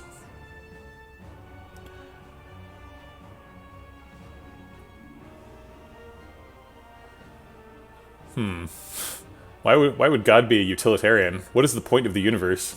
I think God being utilitarian is a wild perspective. God has no stake in this. We're just running on a machine he's forgotten about.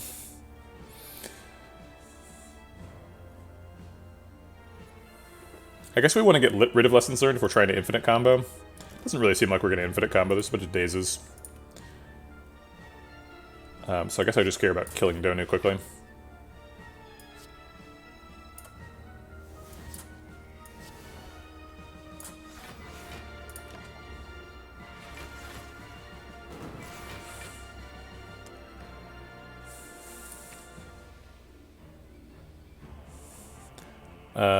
Sure, this seems great. I guess Enlightenment T-costs Eruption, and then we can Eruption and then Tantrum.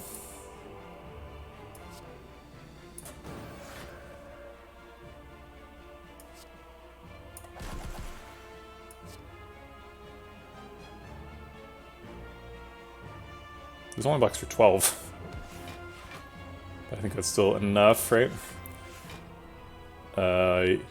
Let's see, it's 36 now, right? Yes, that's enough. Okay. Alright, this is a non-attack turn, which is an opportunity for us to not block as much. Let's see what Tantrum draws before we commit to Enlightening. Your personal favorite version of the trolley problem. You can save all the people, but the train won't do the sick looping then. What do you do? Ugh. That's a tricky one. I think I'd leave that one to the scholars. It's really unknowable.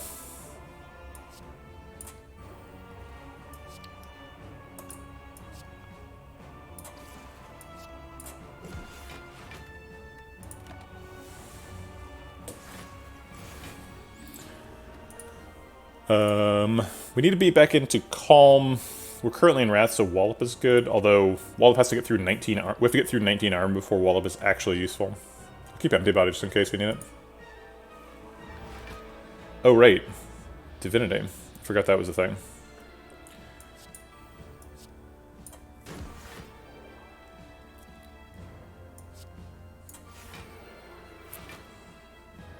Well, we've blocked out enough. We could generate more block by exiting. I'd rather have more energy next turn for Wrath shenanigans.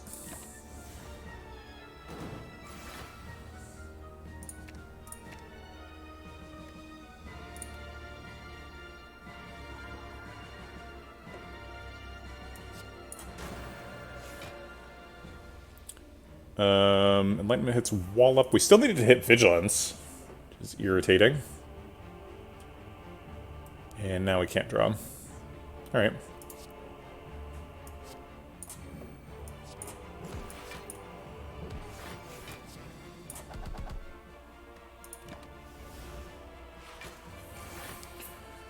And we're just looking for lethal now. We don't need Study or Empty Body. In fact, Tantrum would do it by itself. Okay. On to floor 51. It's Awakened One. Pretty scary Awakened One fight. We are not very good at this fight. 2 Devotions on turn 1. Guess I should have upgraded one.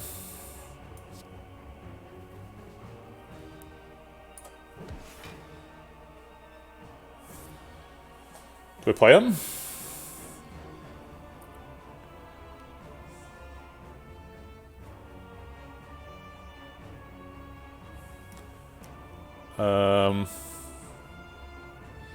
We're getting our puzzle procced either way.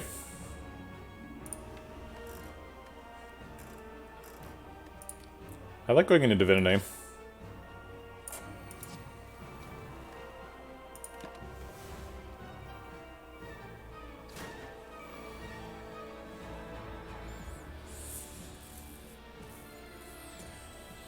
Oh boy, there's a lot of powers in this deck. That works pretty well. That needs to get played. I think we can probably skip Foresight. I think Teatrip and Eruption are probably trying to kill this cultist, and then we Vigilance to get back out.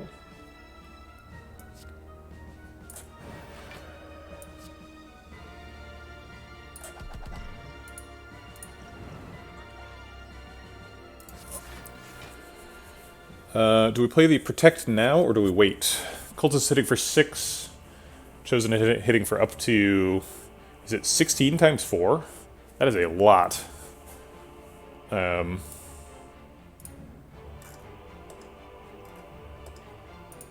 It's 8 times 4 by default. No, it's 6 times 4. Okay. So it's 14 times 4. Still a lot, but only 42. Yeah, it seems like Protect is warranted here.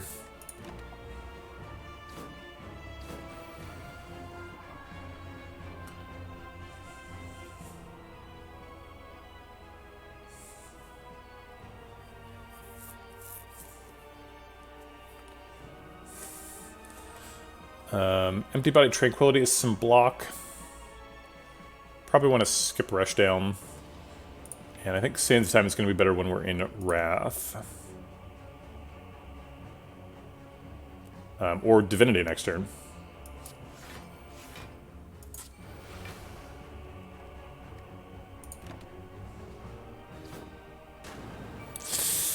Yikes.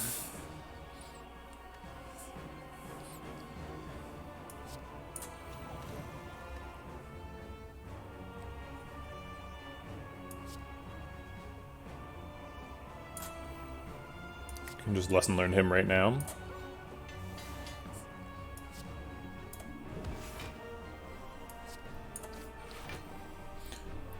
Tantrum is 80 damage, which seems hard to skip. He multi-attacked last turn, and I believe he can't multi-attack twice in a row. So he is always slashing. Yeah, so slashing for 30 here. So if we go into Wrath, we block for 6. Go up to 55, and he hits us for 60 and we die.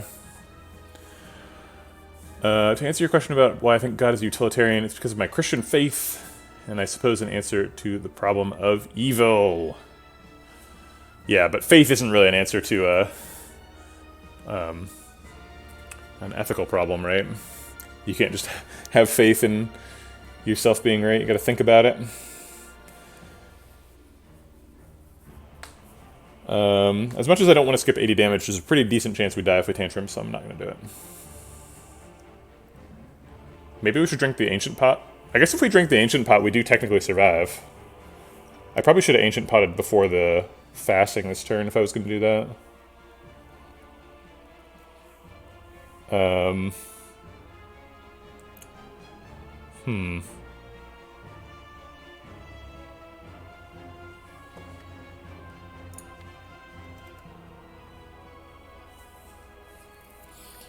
If we tantrum now, do we ever get lethal on him next turn?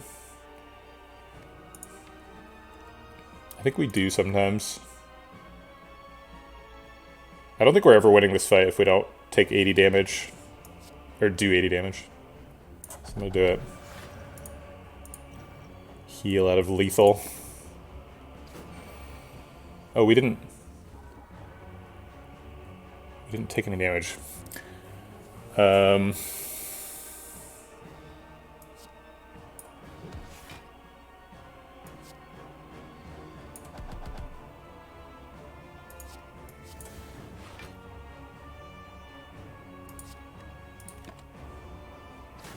Okay, alright. We played that fight poorly. I lost concentration.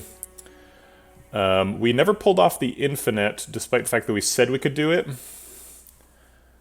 Not sure what exactly went wrong, other than having a ton of powers and fighting Awaken 1. This deck was much better at Time Lord than it was at Awaken 1. Because of the divinity.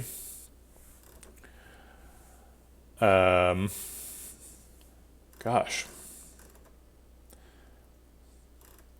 Maybe, like, just removing the Cut Through Fates was bad.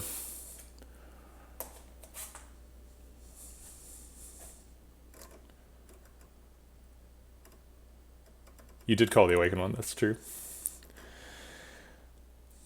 Yeah, and my response to your call out was, you kill Awaken one if you infinite combo, but we did not infinite combo. I think it's the Pandora's Box was bad, right? We did Pandora's Box, got a bad result, and then only got 2 relics in Act 3. Seems like a formula for being a little bit underpowered. Maybe it was a pathing mistake. Maybe we were supposed to fight that elite. The shop worked out pretty well, though. The medical kit was back here, so that's not related, but still. Huh.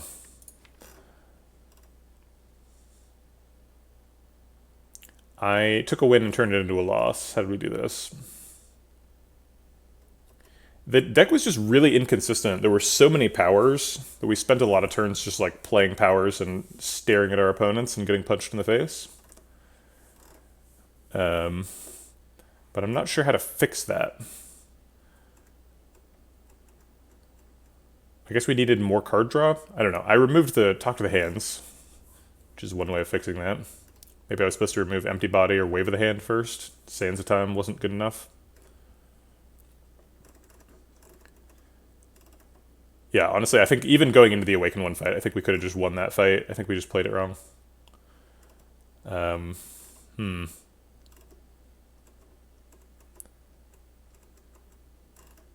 Gosh.